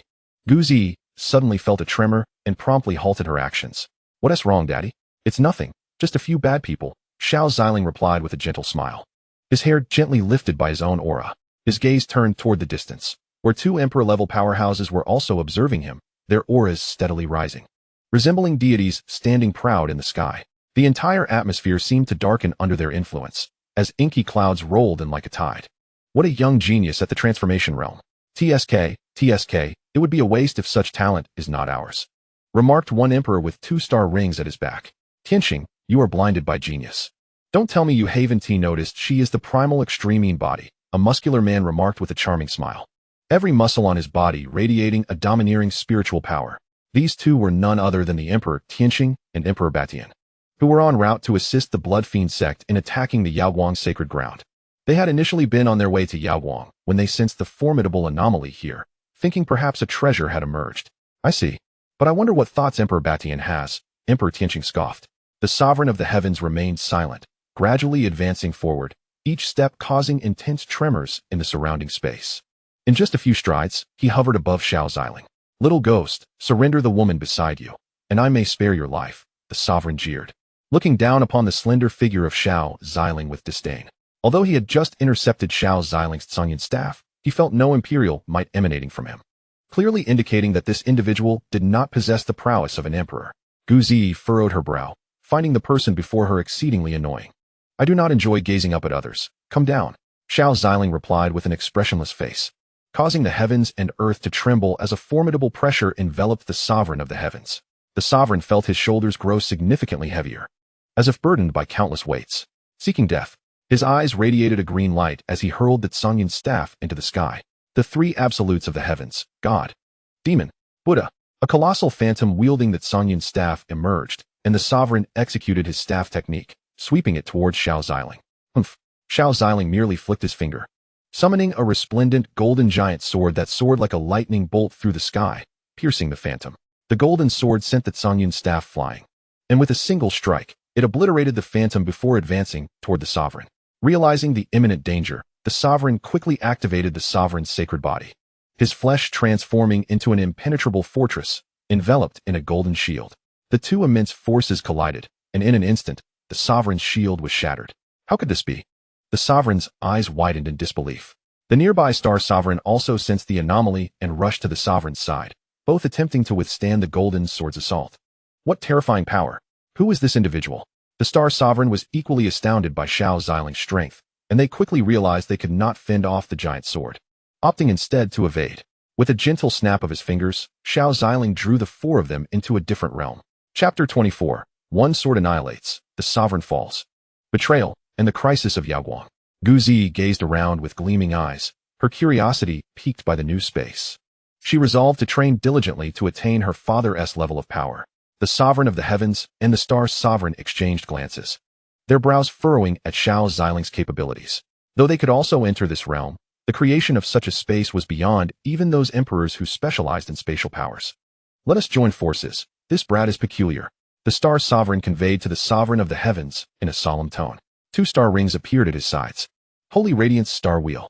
The star sovereign clasped his hands together, his eyes transforming into a brilliant gold, light streaming from the corners of his eyes as the rings expanded, absorbing both his spiritual power and that of the surrounding environment. The sovereign of the heavens understood that Xiao Ziling was far more formidable than he appeared and decided to cease holding back. Heavenly sovereign body technique. Shattering the heavens and earth. The physical prowess of the Overlord Emperor continuously ascended, and both Xiao Ziling and Guzi could even discern the rhythmic beating of his heart. A wave of heat emanated from his being, compressing the surrounding space due to the might of the two. The Celestial Star Emperor raised his hands high above his head and then struck down towards Xiao Ziling, unleashing 2 formidable beams of light from the star rings. Thunderous roars echoed as the entire space began to tremble, fissures appearing in the void. Grasping the Azure Cloud Staff, the Overlord Emperor conjured a colossal staff formed from its magical essence behind him. With a decisive swing, he aimed to suppress Xiao Ziling, shattering the space in his wake. Both powers surged towards Xiao Ziling simultaneously. Guzi, witnessing this cataclysmic assault, felt beads of sweat form on her brow, yet with her father by her side, she feared nothing. Xiao Ziling, observing the impending strike, extended a finger, sending forth the golden giant sword once more, whereupon the 3 forces collided. The Overlord Emperor and Celestial Star Emperor experienced immense pressure within, spewing forth blood and retreating several hundred steps. Yet Xiao Ziling remained undeterred. A cold snort escaped his lips, and the power of the golden giant sword surged anew, shattering their attacks and severely wounding both adversaries. Even though you have ascended to the rank of Emperor, you are still unworthy to behold my presence, Xiao Ziling stated, his lips unmoving, yet his voice resonated. The Celestial Star Emperor and Overlord Emperor struggled to their feet, gazing into the profound depths of Xiao Ziling's eyes. They beheld an immense golden figure from beyond the vast cosmos. What manner of existence is he? The 2 emperors felt a wave of shame wash over them, their legs trembling uncontrollably. They watched as the figure pointed towards them, and in an instant, they were reduced to dust, their souls extinguished. Once Xiao Ziling restored the space, he dissolved the void. Is it over? Guzi queried. Confusion etched on her face as she found herself back in her original position. Merely a few insignificant insects, dealt with. Let us continue our search for Ant. Xiao Ziling replied with a gentle smile, tenderly patting the back of Guzi's head. Meanwhile, the Radiant Light Sacred Ground was now embroiled in an all-out war with the Blood Fiend sect. The forces of the Blood Fiend sect clashed fiercely with the disciples and elders of the Radiant Light Sacred Ground. Dark clouds loomed ominously, heavy upon the horizon, while fierce winds howled, rustling the forests as if countless vengeful spirits wept. Within the Radiant Light Sacred Ground, its disciples, undaunted, engaged in battle with the Blood Fiend sect. Their swords gleamed with a chilling light under the sun, each swing releasing a sharp sword aura that sliced through the air with piercing shrieks. The Blood Fiend sect members were no match for the disciples of the Radiant Light Sacred Ground, yet they fought recklessly, exchanging wounds for wounds. On the battlefield, the cacophony of battle cries, the clash of weapons, and the thunderous roars of spells intertwined, creating an incessant symphony of chaos. Blood splatters, staining the earth beneath, and severed limbs lay scattered across the ground, painting a scene of utter devastation. Lingxi, a core disciple of the Yaoguang sacred land, fights valiantly amidst the throng. The sword in her hand glimmers with a gentle radiance, each strike executed with elegance and agility. Everyone, quickly gather by my side and activate the wind and rain Yaoguang formation. Lingxi exhorts, prompting the disciples of the Yaoguang sacred land to converge around her. The group swiftly assembles, each taking their designated position to commence the casting of the wind and rain Yaoguang formation. Raindrops begin to descend from the heavens, cascading toward the army of the Blood Slaughter sect, where upon impact, disciples of the sect collapse one after another. Lingxi gazes skyward, realizing that even if they achieve victory, it may be futile, as the outcome hinges on the top-tier combatants. Lord Sovereign, we cheer for you. The disciples of the Yaoguang sacred land begin to pray fervently for their elders and the sovereign. Above, each elder has found their adversary, while Ruan Mengxi and Yuning find themselves confronted by multiple supreme powerhouses, including the 4 who had previously escaped. Upon returning to the main force of the Blood Slaughter sect, Blood Eye Sovereign had anticipated severe retribution, yet, to his astonishment, Emperor Yuan restored his injuries and even provided a plethora of elixirs, enabling several pinnacle saints to break through to the supreme realm. He reassured everyone, stating that besides himself, 2 other Emperor-level powerhouses would soon arrive, encouraging them to fight with abandon. Capture one, capture all. Do not be courteous to me, you and the great. Just engage directly. With such formidable support, the morale among the ranks surged, and they were resolute in seizing the Yaoguang sacred land. Ha ha ha, little ladies. Have you prepared your last words? A supreme powerhouse struck toward Yuning, yet their cultivation was inferior to hers. Swiftly, Yuning countered, delivering a kick that sent them sprawling, and with a single stroke of her sword, she claimed a life. Damn it. Aside from that Ruanmingxi, this cold jade sovereign is no pushover either. Numerous supremes found themselves straining against Yuning in battle. The 4 pinnacle supreme powerhouses were ensnared by Ruanmingxi, proving no match for Yuning. As Yuning swept through the other supreme powerhouses, Songhai approached her side. The perceptive Yuning instantaneously sensed his presence. Oh, it's you, Songhai. Quickly assist me in dealing with them, then aid the sovereign. Understood, second elder. I shall assist you immediately. Songhai's expression darkened as he brandished his sacred weapon, thrusting it into Yuning's back, piercing through her chest.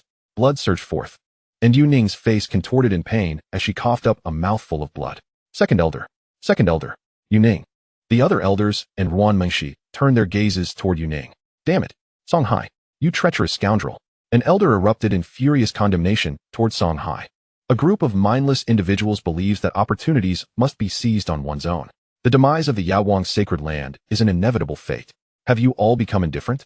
Songhai scoffed, declaring that without requesting assistance, the Yaoguang sacred land is doomed. Only by joining the Bloodslaughter sect could one hope to advance further. I express my gratitude to all the readers for their encouragement. Chapter 25. The Battle of the Great Emperors, the Downfall of Yaoguang. Ruanmingxi wished to assist Yuning, but as she slightly turned her body, a menacing sword intent, imbued with sinister energy, surged towards her. Hearing the sound of space fracturing, Ruanmingxi swiftly reacted, raising her shimmering feather fan to shield herself, successfully blocking the terrifying sword intent. To engage in battle against so many peak supremes and still maintain such composure. It seems the Lord of Yaoguang is indeed poised to take that fateful step. As Xianxia Zun descended, even their combined efforts could not subdue the Lord of Yaoguang. Xianxia, why waste time on words? Let us subdue her and present her directly to Emperor Yuan. Ha ha. The 4 of them erupted into laughter.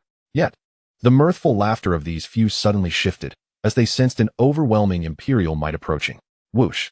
Blood-Eye Zun looked down slowly at his abdomen, where a crimson line began to materialize, panic radiating from his pupils. Blood trickled forth, and in the next moment, Blood-Eye Zun was cleaved in 2, crashing heavily to the ground. It is meaningless to outnumber the few. Allow me to engage you instead. A figure appeared before them, 3 gleaming swords hovering beside her. Clad in a gown of purest white, her silver hair glistened like frost, rendering her presence both enigmatic and formidable. Her visage bore no wrinkles, appearing almost the same age as Ruanmingxi and her companions. However, only true power could perceive the truth. In that moment, she embodied the fragility of a flickering flame. This individual was none other than the ancestral figure of the Yaoguang sacred land, the Yaoguang Emperor. Ancestor, why have you emerged? Ruanmingxi asked, concern etched upon her face. For she knew the ancestor's time was short, and with injuries sustained, this battle could lead to her ultimate downfall. Do not worry. The future of Yaoguang rests upon your shoulders. You must not falter, the Yaoguang Emperor replied softly. The 3 swords beside her struck like thunder, piercing Songhai's body instantly. They viciously oscillated, eliciting agonizing cries. Ah, no. Ancestor, I was wrong. The Yaoguang Emperor showed no mercy, ensuring Songhai's complete annihilation. Betraying the Yaoguang sacred land is a crime deserving of death 1,000 times over. The Yaoguang Emperor glared coldly at the mangled remains of Songhai. Her gaze then turned to the other supreme powerhouses present, who felt the terrifying imperial aura radiating from the Yaoguang Emperor. Sweat began to bead on their foreheads. Yaoguang Emperor. Xianxia Zun looked on in terror at the silver-haired woman before him. The Yaoguang Emperor had long been renowned, far beyond the reach of mere peak supremes or ordinary emperors. Mengxi, take Yuning below to heal. I shall handle them, the Yaoguang Emperor communicated quietly to Ruanmingxi. Upon hearing this, Ruanmingxi immediately departed to assist the other elders. The Emperor Yaoguang summoned 3 formidable swords, now stained with blood, enhancing their aura of authority. These were 3 quasi-imperial weapons. Some perceptive supremes immediately recognized the 3 flying swords. Kuyu, Taina, Shitoa. The supremes present began to tremble in the face of the Emperor. They harbored no thoughts of resistance. Sword chi surged like a tidal wave. The Emperor Yaoguang set her sights on the most challenging opponent, the Shadow Monarch.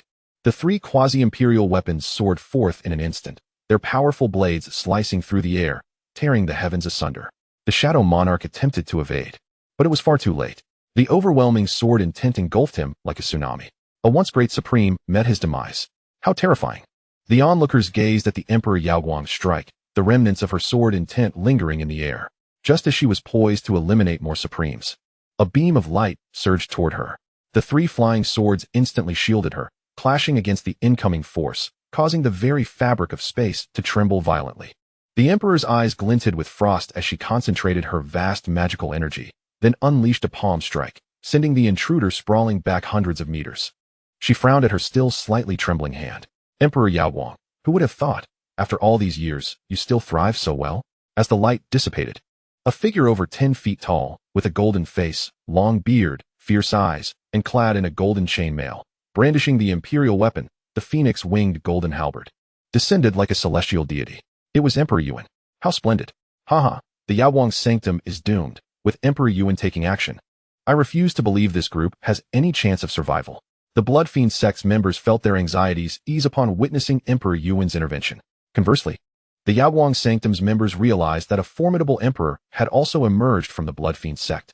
In an instant, the advantage that Emperor Yaoguang had regained was obliterated. Is this the might of an emperor? With just one individual, the tide of battle can be altered. Lingxi gazed at the two imperial powerhouses in the sky. They would be her targets. The Yaoguang sanctum made no utterance, instead executing the 9 forms of the Yaoguang sword technique. The 3 flying swords darted toward Emperor Yuan like streaks of lightning. Upon striking him, they emitted a sound of metallic clash. Bang! The 3 flying swords failed to inflict any harm on Emperor Yuan. My golden chainmail is not to be trifled with. Emperor Yuan scoffed. This armor, crafted from gold, possesses exceptional defensive capabilities. Adorned with colorful floral boots, typically paired with purple gold stirrups, they were vibrant and exquisitely crafted. Grasping the phoenix-winged golden halberd, a weapon named for its wing-like protrusions, Emperor Yuan unleashed the 46 forms. Enveloped in golden radiance, he charged directly toward Emperor Yaoguang. Unyielding, she met his advance with equal resolve. 3 flying swords encircled her, as she exuded spiritual power, enveloped in a radiant white light. Without hesitation, she charged directly at Emperor Yuan. The 2 beams of light clashed in the air, exchanging blows, while the onlookers below felt their hearts rise to their throats. Before long, Emperor Yaoguang found himself at a disadvantage, realizing that failure was imminent unless he fought with all his might. He swiftly unleashed his ultimate technique, the 9 styles of the Yaoguang sword art. Final chapter, One sword to forget the river. Emperor Yaoguang ignited his vital essence, fusing the 3 quasi-imperial weapons, Kuyu, Taina, and Shetu, into a single entity, stepping into the ranks of imperial weapons. Master. As a disciple of Emperor Yaoguang, Ruan Mengshi understood that her master was prepared to risk everything. Humph. The 46 styles of the phoenix-winged golden halberd. Final chapter, halberd severing the heart of death. Emperor Yuan summoned all his strength for this devastating strike, while Emperor Yaoguang swung his sword in response. Not good. Sensing the impending catastrophe, Ruan Mengshi and the others quickly formed a protective barrier. The residual force from the clash of 2 emperors was enough to obliterate those below.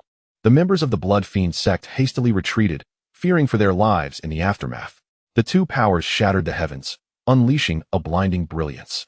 As the light dissipated, a figure emerged. It was none other than Emperor Yaoguang. Master. Ruan Mengshi rushed forward to catch Emperor Yaoguang, who was now drained and weakened, his breath growing faint. Mengshi, I am old now. I am sorry for you all, he uttered, struggling to hold on. Yet the crisis at Yaoguang's sacred land was not yet resolved. He could not perish just yet.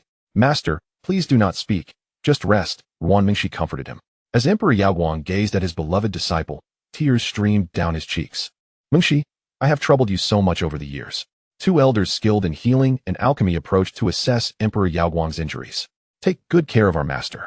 Ruan Mengshi instructed them, then turned her gaze towards Emperor Yuan in the sky. Following the recent confrontation, Emperor Yaoguang was grievously wounded, while Emperor Yuan merely bore a few cracks in his golden chainmail.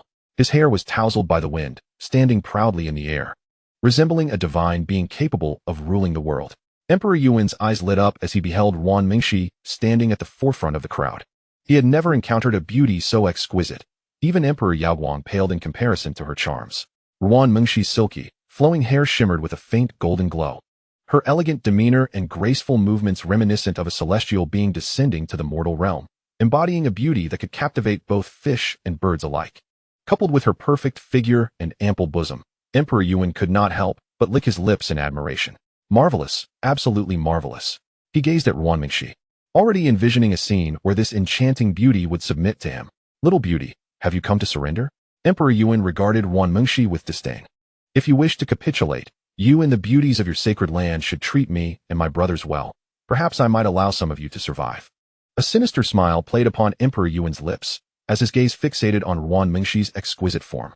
My lord, I am quite particular about cleanliness. I wonder if I might be the first? A supreme being chuckled. Very well, you shall be behind me. Emperor Yuan readily agreed, clearly amused by the supreme's audacity. The onlookers erupted in laughter at the exchange. What is your name? Emperor Yuan inquired of Ruan Mingxi, who furrowed her brow and remained silent. Observing her reticence, he smiled faintly and raised his hand, using his oppressive aura to subdue a supreme from the Yaoguang's sacred land, preparing to extinguish him. In light of this, Ruan Mingxi hastily spoke. Ruan Mingxi. Ah, Ruan Mingxi, splendid. Now, make your choice, Emperor Yuan remarked nonchalantly, though his words sent Ruan Mingxi into a state of heightened anxiety. A formidable pressure bore down upon her, catching her off guard. Her legs buckled slightly as the emperor's might proved overwhelming. Despite the weight of his aura, Ruan Mingxi's gaze remained locked on Emperor Yuan. It seems that until I incapacitate you, you will remain oblivious to my power. Do not beg for mercy later, he warned, gathering spiritual energy in his hands. Witnessing this, the members of the Yaoguang's sacred land bowed their heads in trepidation, while those from the Blood Fiend sect regarded the scene with malevolent glee. As Ruan Mingxi observed the energy coalescing in Emperor Yuan's grasp, she prepared for self-detonation, determined to take the emperor with her, for the hope of the Yaoguang's sacred land depended on it. Xiling, I am sorry. It seems I cannot come to you. You must survive. Just as she began to channel her own energy, a powerful presence enveloped the area. She will not beg for mercy, a voice resounded, imbued with divine authority, as an overwhelming force pressed Emperor Yuan to the ground. Who dares?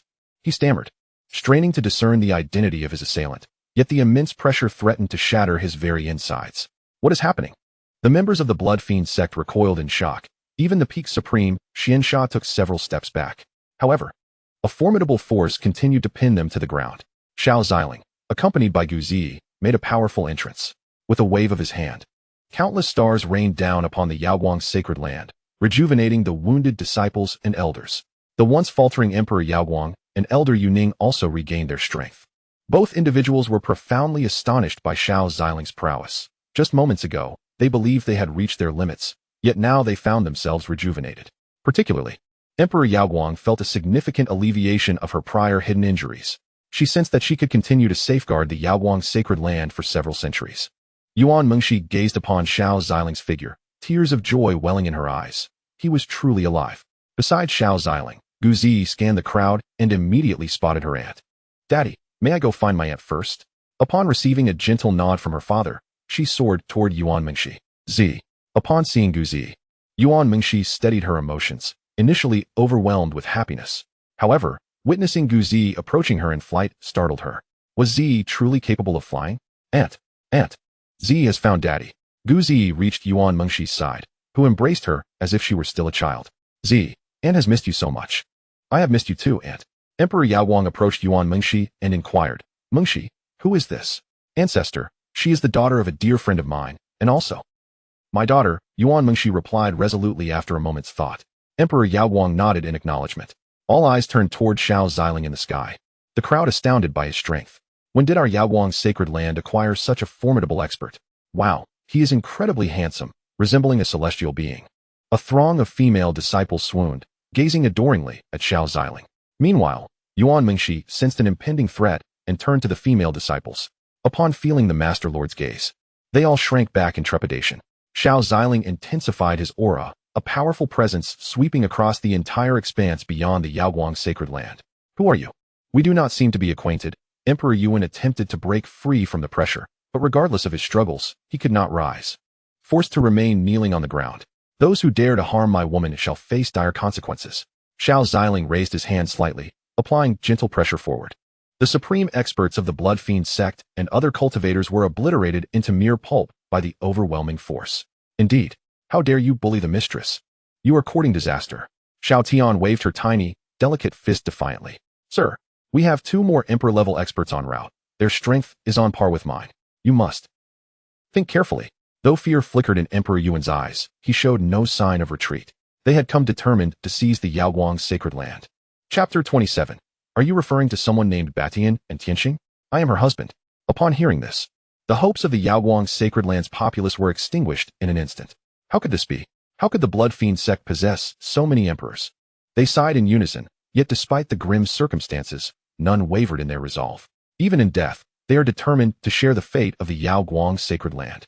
The Yaoguang emperor was momentarily taken aback. Another emperor dares to approach. What could this individual possibly covet about the Yaoguang's sacred land? 2 emperors? Are you referring to those known as Batian and Tianxing? Xiao Ziling replied coolly. On his way here, he had dispatched 2 fools who attempted to attack him, but they had already been eliminated. How do you know? The Yuan emperor inquired, a look of confusion on his face, for he had not yet spoken.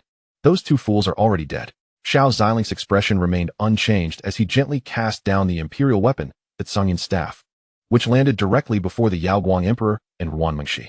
The Tsangyan staff, weighing several million pounds, sank into the ground. Its immense weight not even stirring a cloud of dust, as if it had melted the very earth beneath it. Ruan Mengshi and the Yaoguang emperor stared, wide-eyed, at the imperial weapon that had suddenly materialized before them, causing an uproar among powerful beings who sought to claim it. This, Mengshi, there are no imperial weapons within the sacred land.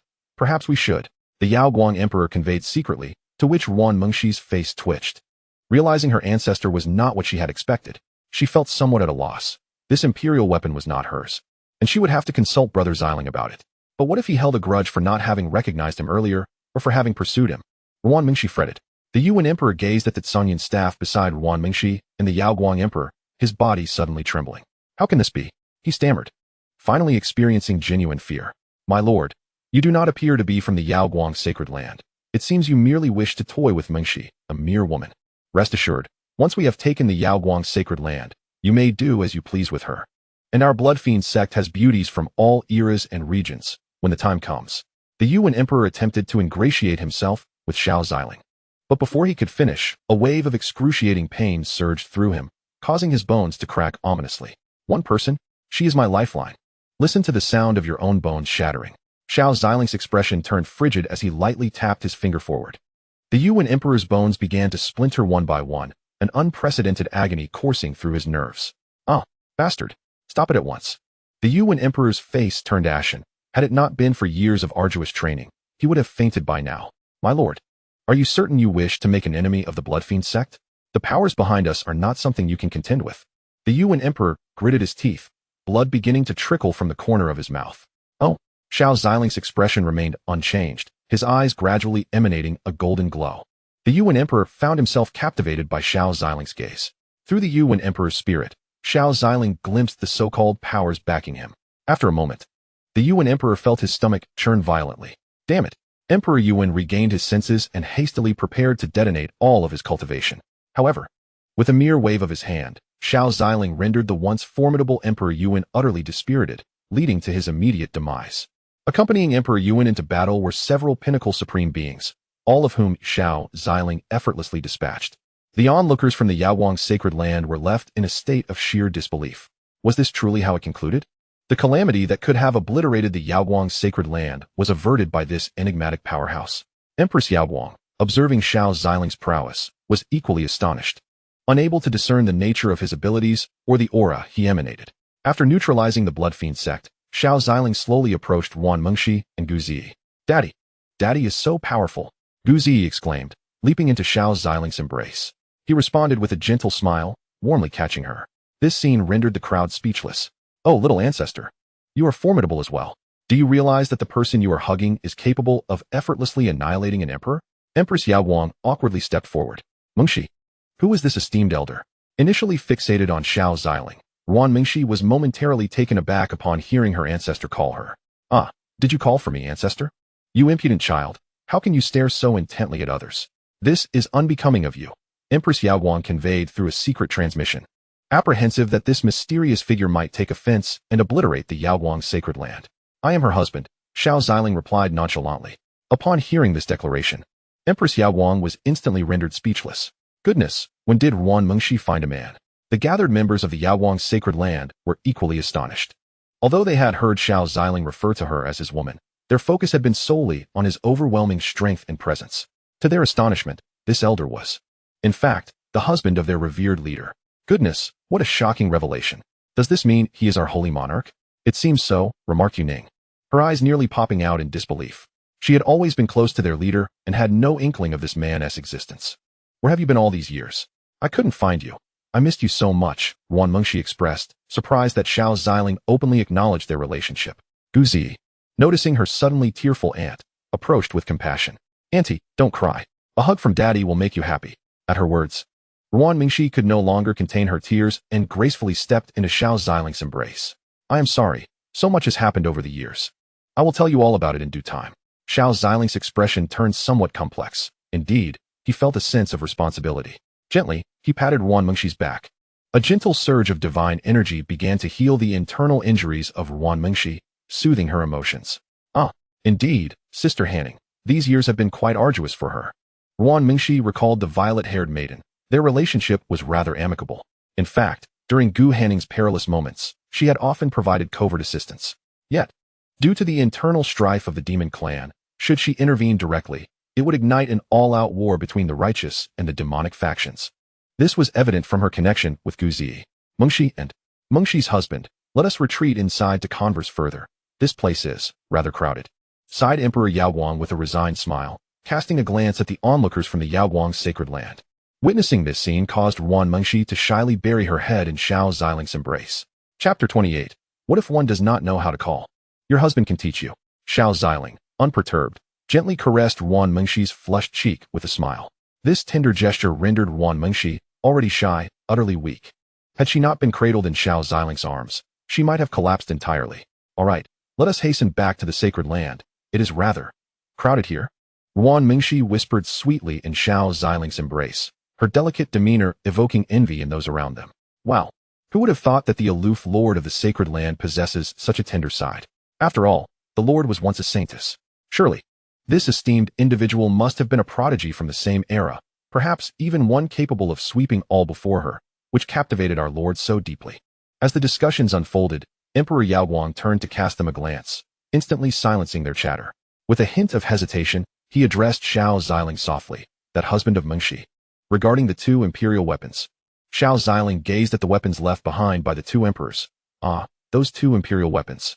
If the Yaoguang's sacred land requires them, feel free to take them. I have no use for them. His expression was gentle. You have called me Mengshi's husband. Thus I must offer some betrothal gifts, he added. Both Emperor Yaoguang and Yuning blushed, astonished that such treasures were so readily bestowed. The husband of the Lord is indeed quite extravagant. It seems our Yaoguang's sacred land need not endure hardship any longer. Yuning felt elated. Believing as long as the Lord was content, they harbored no objections. Emperor Yaoguang promptly instructed a few to collect the two imperial weapons. For such artifacts were not meant for just anyone. They would deliberate before deciding who would wield these treasures.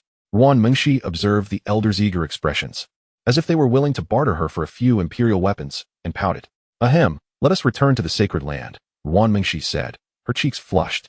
For reasons unknown, every time she laid eyes on Ziling, a wave of shyness enveloped her. It seems that Ziling has transformed. His demeanor and physique have markedly improved, rendering him quite handsome. Ruan Mengshi feels a wave of shyness wash over her. What is it? Do you need me to instruct you on how to address your husband? Xiao Ziling replies with a faint smile. Upon hearing this, Ruan Mengshi's cheeks flush, her ears nearly burning with embarrassment. How mischievous Ziling is. Husband, let us hurry. There are too many people. Ruan Mengshi whispers in a tone only Xiao Ziling can hear. Satisfied, Xiao Ziling nods, thinking it is only fair to reclaim some dignity after the constant teasing from the two of them. Noticing Xiao Ziling's lack of movement, Ruan Mengshi reaches for his waist and gives it a firm twist. Yet, what is Xiao Ziling made of? His physique rivals that of those legendary body refiners and immortal beasts. Even in a relaxed state, he feels no pain. However, in order to indulge his wife, he quickly pretends to plead for mercy, exclaiming, ouch. All right, let us go, let us go. Ruan Mengshi genuinely believes she has hurt him and hastily begins to massage the spot. Meanwhile, Guzi stands behind them, utterly baffled by their antics. Mom and Dad are so strange, she ponders, scratching her head in confusion before following after them. Emperor Yaoguang and Yuning commence the task of clearing the battlefield with the disciples and elders of the Holy Land. Do not inquire why she does not attend to Xiao Ziling. Any discerning observer can see that the elder is merely extending courtesy to Yuan Mengxi by lending assistance. It has nothing to do with her. She fears that should she interfere, the elder might easily extinguish Yaoguang. This girl, Mengxi, is always so focused on her cultivation, never sharing anything with me. I've often wondered why she becomes so anxious whenever the topic of finding a partner arises. It seems she has already found someone outside. Emperor Yaoguang sighs, realizing that his concern was perhaps unnecessary. The elder gives me a rather good impression. He should be able to take good care of Mengxi, alleviating one of my great worries. Xiao Ziling, along with Guzi and Yuan Mengxi, begins to soar towards Yuan Mengxi's residence. Although their holy land may not rival the top-tier sanctums and immortal powers, the living environment and spiritual energy are far superior, much better than the Xianxian sect. Along the way, they encounter other mountain ranges, which house various functional areas such as cultivation rooms, alchemy chambers, and artifact forging workshops. The trio arrives at the largest mountain, adorned with celestial bamboos that emit a fragrant and tranquil aura. Amidst the bamboo grove lies an expansive clearing, where a magnificent residence stands. It is a splendid edifice, grand in scale, constructed at Yuan Mengxi's behest, resembling a dazzling gemstone palace built from immense jade stones and precious woods. The exterior is enhanced with spirit-gathering and defensive arrays, ensuring that the residence is not only rich in spiritual energy, but also as secure as a fortress. The three land gracefully, and Xiao Ziling notices a peach tree beside the residence. It is evident that Yuan Mengxi appreciates a serene and elegant environment. Mom, Zi has brought you the snow-fragrant cake we discussed earlier. Guzi seemed to recall something and hurriedly took out the shuefang cake. Yuan Mengxi also remembered something, her heart filled with complexity. Thank you, Zi. I'll have a taste later, she said. He. Observing Guzi's beaming smile, she felt a sense of relief. After all, it belonged to him, so what was there to worry about? Xiao Ziling stepped forward, while Zi, displaying her understanding, began to tidy up the room.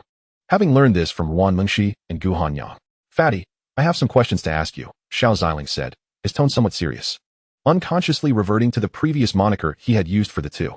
With her pronounced curves, it was obvious that Fatty referred to Yuan Mengxi, who had just been affectionately called Aunt by Guzi. As soon as the words left his mouth, Yuan Mengxi turned. Her cheeks flushed with anger as she glared at him. No, I misspoke, it's wife. Seeing Yuan Mengxi jog toward him, her hand raised to strike his chest. He quickly corrected himself, momentarily forgetting the serious matter he had intended to discuss. All right, you can hit me later, right now? I truly have something important to tell you, Xiao Ziling asserted firmly. Noticing Xiao Ziling's earnest demeanor, Yuan Mengxi ceased her movement. The last time she had seen him with such a serious expression was when he had come to her rescue. You are Zi's aunt, but also the lord of the sacred land. Why does Zi? Xiao Ziling began to explain the matter concerning the Xianxian sect to Yuan Mengxi. Master, please don't speak like that. The matriarch loves you dearly. Such a tone will surely hurt her. Xiao Tian interjected with concern, though she underestimated Yuan Mengxi's feelings for Xiao Ziling. When Xiao Ziling admonished her, she did not feel anger but instead rushed toward Guzi, her eyes slightly reddened, with tears glistening at the corners of her eyes and her breath in disarray. The image of her, so poised in battle against enemies, now evoked deep sympathy. Chapter 29, 100% Intimacy. Have you malfunctioned? Yuan Mengxi burst into Guzi's room, where Guzi was still tidying up. Upon witnessing Yuan Mengxi's sudden entrance, she was momentarily taken aback, unsure of what had transpired. Aunt, what's wrong? Seeing Yuan Mengxi's tear-streaked cheeks, Guzi raised her hand in uncertainty, fearing that Xiao Ziling had bullied her aunt. After all, she had previously confided in her father about her aunt mistreating her mother. Little did she know, Yuan Mengxi gently enveloped her in an embrace. Yuan Mengxi gazed intently into Guzi's eyes. Utilizing nearly all of her spiritual energy, she discerned the hidden depths within Guzi's gaze. Zi, my little Zi. Why didn't you tell Aunt that they were bullying you? Why didn't you say anything? Didn't I give you a flute? If you blow it, no matter where you are, Aunt will come to your side. Her prior concern about the Blood Fiend sect attacking the Yaoguang sacred land stemmed from the fear that it was to protect Zi, that she had secretly taken her away from the sacred land. And indeed, the truth was that the Blood Fiend sect had launched their assault on the Yaoguang sacred land precisely because of Guzi. Yuan Mengxi, with a hint of sobbing, spoke intermittently. As she spoke, she reached out to caress Guzi's abdomen. She could hardly bear to imagine the despair she would feel if anything were to happen to Zi. Although she often told Gu Hanyang that this was her child, and that she should take care of her, the years of companionship, combined with her feelings for Xiao Ziling, had long led her to regard Guzi as her own daughter. Otherwise, she would not have gifted the ice spring jade flute to Guzi, a creation of her own spiritual energy, capable of silently conveying messages to her. Gu Zi understood the situation. It turned out that her aunt was aware of the matters concerning the Xianxian sect. Aunt, I am sorry. Mommy has something to attend to, and you must deal with those villains. I do not wish to distract you. Gu Zi's voice was faint, knowing her aunt was concerned for her. Yet, she did not want to cause her any sorrow. Ultimately, she had intended to play the flute, but her father had arrived. Xiao Ziling, standing at the door, listened to their conversation and was momentarily taken aback. So, this was how it was. Alas, it seems little Z has inherited your tenacity, Master. Xiao Tian sighed, recognizing that even in her injured state, she did not wish to burden her aunt. Aunt, do not be sad. Thanks to Daddy, Z was helped. Hee. Those people were thoroughly defeated by him. Gu Zi attempted to lighten Wan Mingxi's mood, but it only caused Wan Mingxi to cry harder. Z is merely 16. At an age when others are enjoying themselves and cultivating. Why must you endure such trials? Wan Mingxi lamented inwardly, though she refrained from voicing her thoughts. The two embraced for a considerable time before she managed to utter, Z, I am your aunt. You must always share your troubles with me. Z will not let aunt worry anymore. Do not cry. Gu Zi gently nodded, reaching out to wipe away Wan Mingxi's tears. Xiao Ziling observed this scene with satisfaction. His heart swelled with joy at their growing bond. Master, it seems you are the only one resembling a villain, Xiao Tian remarked playfully, pointing at his lips with a smile. Xiao Ziling slowly turned his head, and the sudden chill in his expression startled Xiao Tian, causing him to leap back. Master, I was wrong. Xiao Tian quickly apologized, but Xiao Ziling merely sighed. Well, this is indeed partly my responsibility. What did I ask you to prepare for Z? Just check my intimacy level with Depongzi. Rest assured, Master, I have long since prepared it. As for your intimacy with the great matriarch, I can only advise you to treat her better in the future and refrain from calling her Depongzi again. Xiao Tian said with a mysterious smile, then began to fiddle with his own devices. Xiao Ziling was puzzled by Xiao Tian's meaning and was about to inquire when Xiao Tian suddenly activated the screen. Intimacy level, 100%. Congratulations, Master. You have completed the task, and your intimacy with Wan Mingxi has reached 100%, unwavering till death. Reward, primordial meditation technique. Xiao Ziling's mouth fell slightly agape in astonishment. Xiao Tian, have you malfunctioned? How is it that everyone seems to be 100%? While I can understand Z, who has only recently met this person, achieving such certainty so soon is perplexing. Alas, my dear master, brace yourself for the revelation. The Grand Matriarch is a reincarnate. In her previous life, you both were born in a small town near the desolate outskirts of another realm. Both orphans leading a wretched existence where even the simplest meal was a struggle to attain. Ah, how cruel fate can be, bringing together two such unfortunate souls. She regarded you as her brother. Regardless of the troubles that arose, you shielded her, treating her as your kin, to spare her from hunger's torment. You often resorted to stealing chicken legs and delicacies, enduring severe beatings in the process. During a bandit raid, you sacrificed your life to protect the Grand Matriarch, leaving behind only a flute. She witnessed you fall amidst a pool of blood, and from that moment, she could not bear the presence of anyone else. Even when cultivators later saved the small town, the sight of your demise left her heart in ruins. Thus, she devoted herself to relentless training, seeking a way to resurrect you. Yet, despite reaching the heights of an emperor, she could not uncover a means to bring you back. Upon learning that your soul had already undergone reincarnation, rendering resurrection impossible, she contemplated ending her own life to join you. By a twist of fate, she discovered the art of reincarnation, ultimately exhausting all her strength and resources to traverse through the flute you left behind, reborn into a new realm. Close to you once more. Destiny ensured your paths would cross, yet it withheld the knowledge of when this reunion would occur. She tirelessly searched for you. And when she finally found you. At this juncture, Xiao Tian abruptly ceased speaking, clearly reluctant to continue. Why have you stopped? Xiao Ziling, whose heart was a tempest of emotions, felt the atmosphere shift dramatically with Xiao Tian's words. When she finally recognized you, it was within the depths of a secret ancient tomb. The Grand Matriarch had intended to get to know you gradually before revealing her identity. Who could have foreseen the unexpected at this point? He could hardly be oblivious to the nature of that unexpected event. Now I comprehend why Xier suddenly treated me with such kindness, only to later conspire with Guhan Yin to eliminate me. Was that powerful being concerned about the capabilities of their successor, orchestrating this legacy? Such a legacy would heighten emotional responses, though I seem to recall suppressing mine. And then what happened next? I cannot seem to recall. Xiao Ziling indeed held a deep affection for the two of them. They had fought together against the talents of other sacred lands. Their beauty and grace were unparalleled in his experience. During a pivotal battle, Xiao Ziling risked his life to protect them and was gravely injured by another sacred land's genius. It was in that moment that Gu Hanyan fell for Xiao Ziling, while Wan Ming, Shi's admiration for him needed no further elaboration. Brother Ziling was still the same Brother Ziling, willing to sacrifice everything to safeguard her. Now, he understood the entirety of the situation. And it was precisely this understanding that allowed him to turn misfortune into fortune. I have now come to understand why the relationship between Xie and Huan Yin was amicable at first, only to later become fraught with discord. For Wan Mingxi, it was akin to witnessing the one she cherished entwined with another, ultimately leading to her own entanglement in the affair. Chapter 30, The Outside World. It matters not. We can always bring another into existence. Little Tian, filled with envy, remarked how fortunate the master was to have two such splendid mistresses and a well-behaved, thoughtful daughter. As she spoke, a realization seemed to dawn upon her. By the way, master, I still do not comprehend the source of your prowess. It hasn't been long since you first made your move, yet the great matriarch, once an emperor, now stands merely at half an emperor. Little Tian wore a look of confusion, while the master's information remained elusive, shrouded in mystery. Has it truly been such a short time? I have practiced for what feels like an eternity, yet I remain unaware of its duration, Xiao Ziling replied nonchalantly, just as he intended to engage little Tian in conversation. Ruan Mingxi emerged from Zi's room, her emotions steadied. Darling, I am sorry. Ruan Mingxi immediately apologized upon stepping out. Huh, what happened?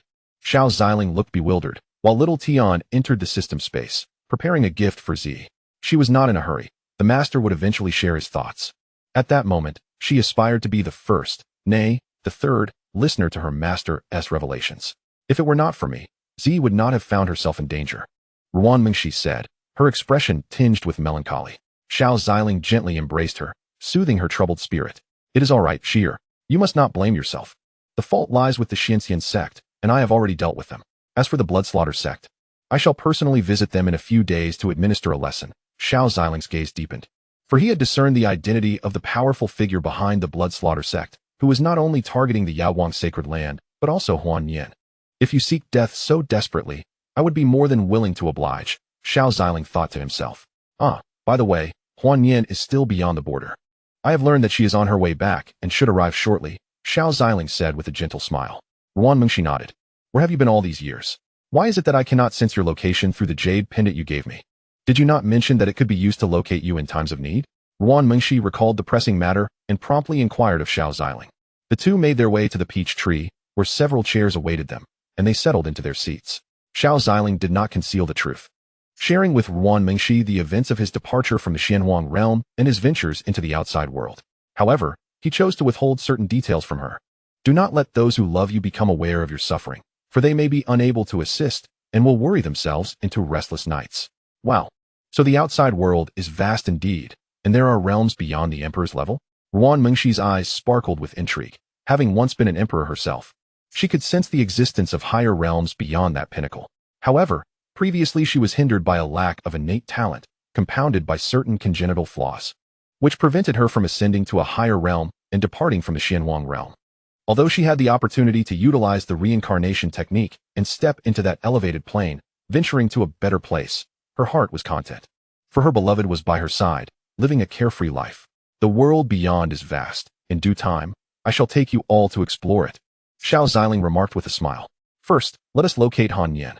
Be prepared to endure her wrath, for she is far more fortunate and affectionate towards you than I am, Ruan Mingxi gently advised, not a selfish woman by nature, casting a glance towards Guzi. In truth, had she possessed even a modicum of disdain for you, Zi would never have come into existence. Observing Xiao Ziling's bowed head, Ruan Mingxi spoke again, recognizing that the two of them were destined to be sisters, united in purpose. And why is it that she could conceive while I could not? Surely, you have bestowed her with more than you have given to me? Ruan Mingxi gazed at Xiao Ziling with a questioning expression, causing the previously guilt-ridden Xiao Ziling to ignite with indignation. This is clearly a matter of probability, Xiao Ziling clarified. Furthermore, we are not incapable of having another child, are we? A little brother or sister for Zi would alleviate her solitude in the future. He winked at Ruan Mingxi, now exalted in his status. In his realm, it was exceedingly difficult for beings of his caliber to ensure the continuation of their lineage without engaging in countless battles. Ruan Mingxi, upon hearing this, blushed as she glanced at Xiao Ziling's well-defined musculature, his pronounced chest, and sturdy arms clearly indicating his exceptional physical prowess. Previously, The two of them had struggled to win over Xiao Ziling, and now, alone, she felt she would be even more outmatched. Wait a moment. Ruan Mengshi stuttered, her cheeks flushed with shyness. Xiao Ziling merely chuckled, drawing Ruan Mengshi into his embrace, gently brushing aside her light golden hair before planting a kiss upon her vibrant red lips. Ruan Mengshi closed her eyes, offering no resistance. After quite some time, Xiao Ziling sensed her heartbeat quickening significantly, and, upon hearing Guzi emerge, he reluctantly released Ruan Mengshi. At that very moment, deep within the abyssal sea of the demon clan, an entity, already half immersed in the realm of immortals, awakened. With hair as white as snow, he had lived for countless millennia. Though his stature was diminutive and his bones slender, he emanated an aura of palpable danger. He was none other than the Void Emperor. A peak supreme being approached him, panic etched upon his face. My lord, the Yuan Emperor and the others have failed. And what of Batian and Tianxing? He inquired slowly. Having dispatched 3 formidable emperors for this endeavor, while the Yaoguang Holy Land had only one, an aged emperor nearing death, who should have posed no significant threat. They have all perished, the peak supreme being trembled as he spoke. The Emperor of Emptiness erupted in a fit of fury, bellowing in wrath, incompetence. All of you are utterly useless. With so many formidable beings, how can we not subdue the radiant light sacred land? Indeed, he was the enigmatic figure behind the blood slaughter sect. Otherwise, a mere sect with only a handful of saints would never dare to launch an assault on the radiant light sacred land. It was undoubtedly he who had dispatched the majority of the mighty to assist. The subordinates were oblivious, only aware that all who had ventured forth had perished, returning with not a shred of information. Their support for the blood slaughter sect's offensive against the radiant light sacred land had already consumed too much. Not only had they exhausted their connections with the demon race and other sacred lands, but they had also suffered significant losses among their formidable ranks. Infuriatingly, must I take matters into my own hands? If I cannot capture her daughter, upon her return, the demon race's decision-maker will unequivocally be her. The Emperor of Emptiness's voice fell to a whisper. One could only wonder if that old immortal Changxing had taken a decisive step. Alas, I must wait for her return and see if I can covertly resolve the matter. The future of the demon race cannot be entrusted to a frail woman. The Emperor murmured softly, then retreated to his seclusion. As for the fate of the blood slaughter sect, it was of no concern to him. Other sects, dynasties, and sacred lands had also received tidings. The radiant light sacred land had withstood the assault of the blood slaughter sect, even slaying the Emperor Yuan. As for the identity of the assailant, they could only speculate, yet instinctively, they attributed the deed to the radiant light emperor. After all, only an emperor could slay an emperor.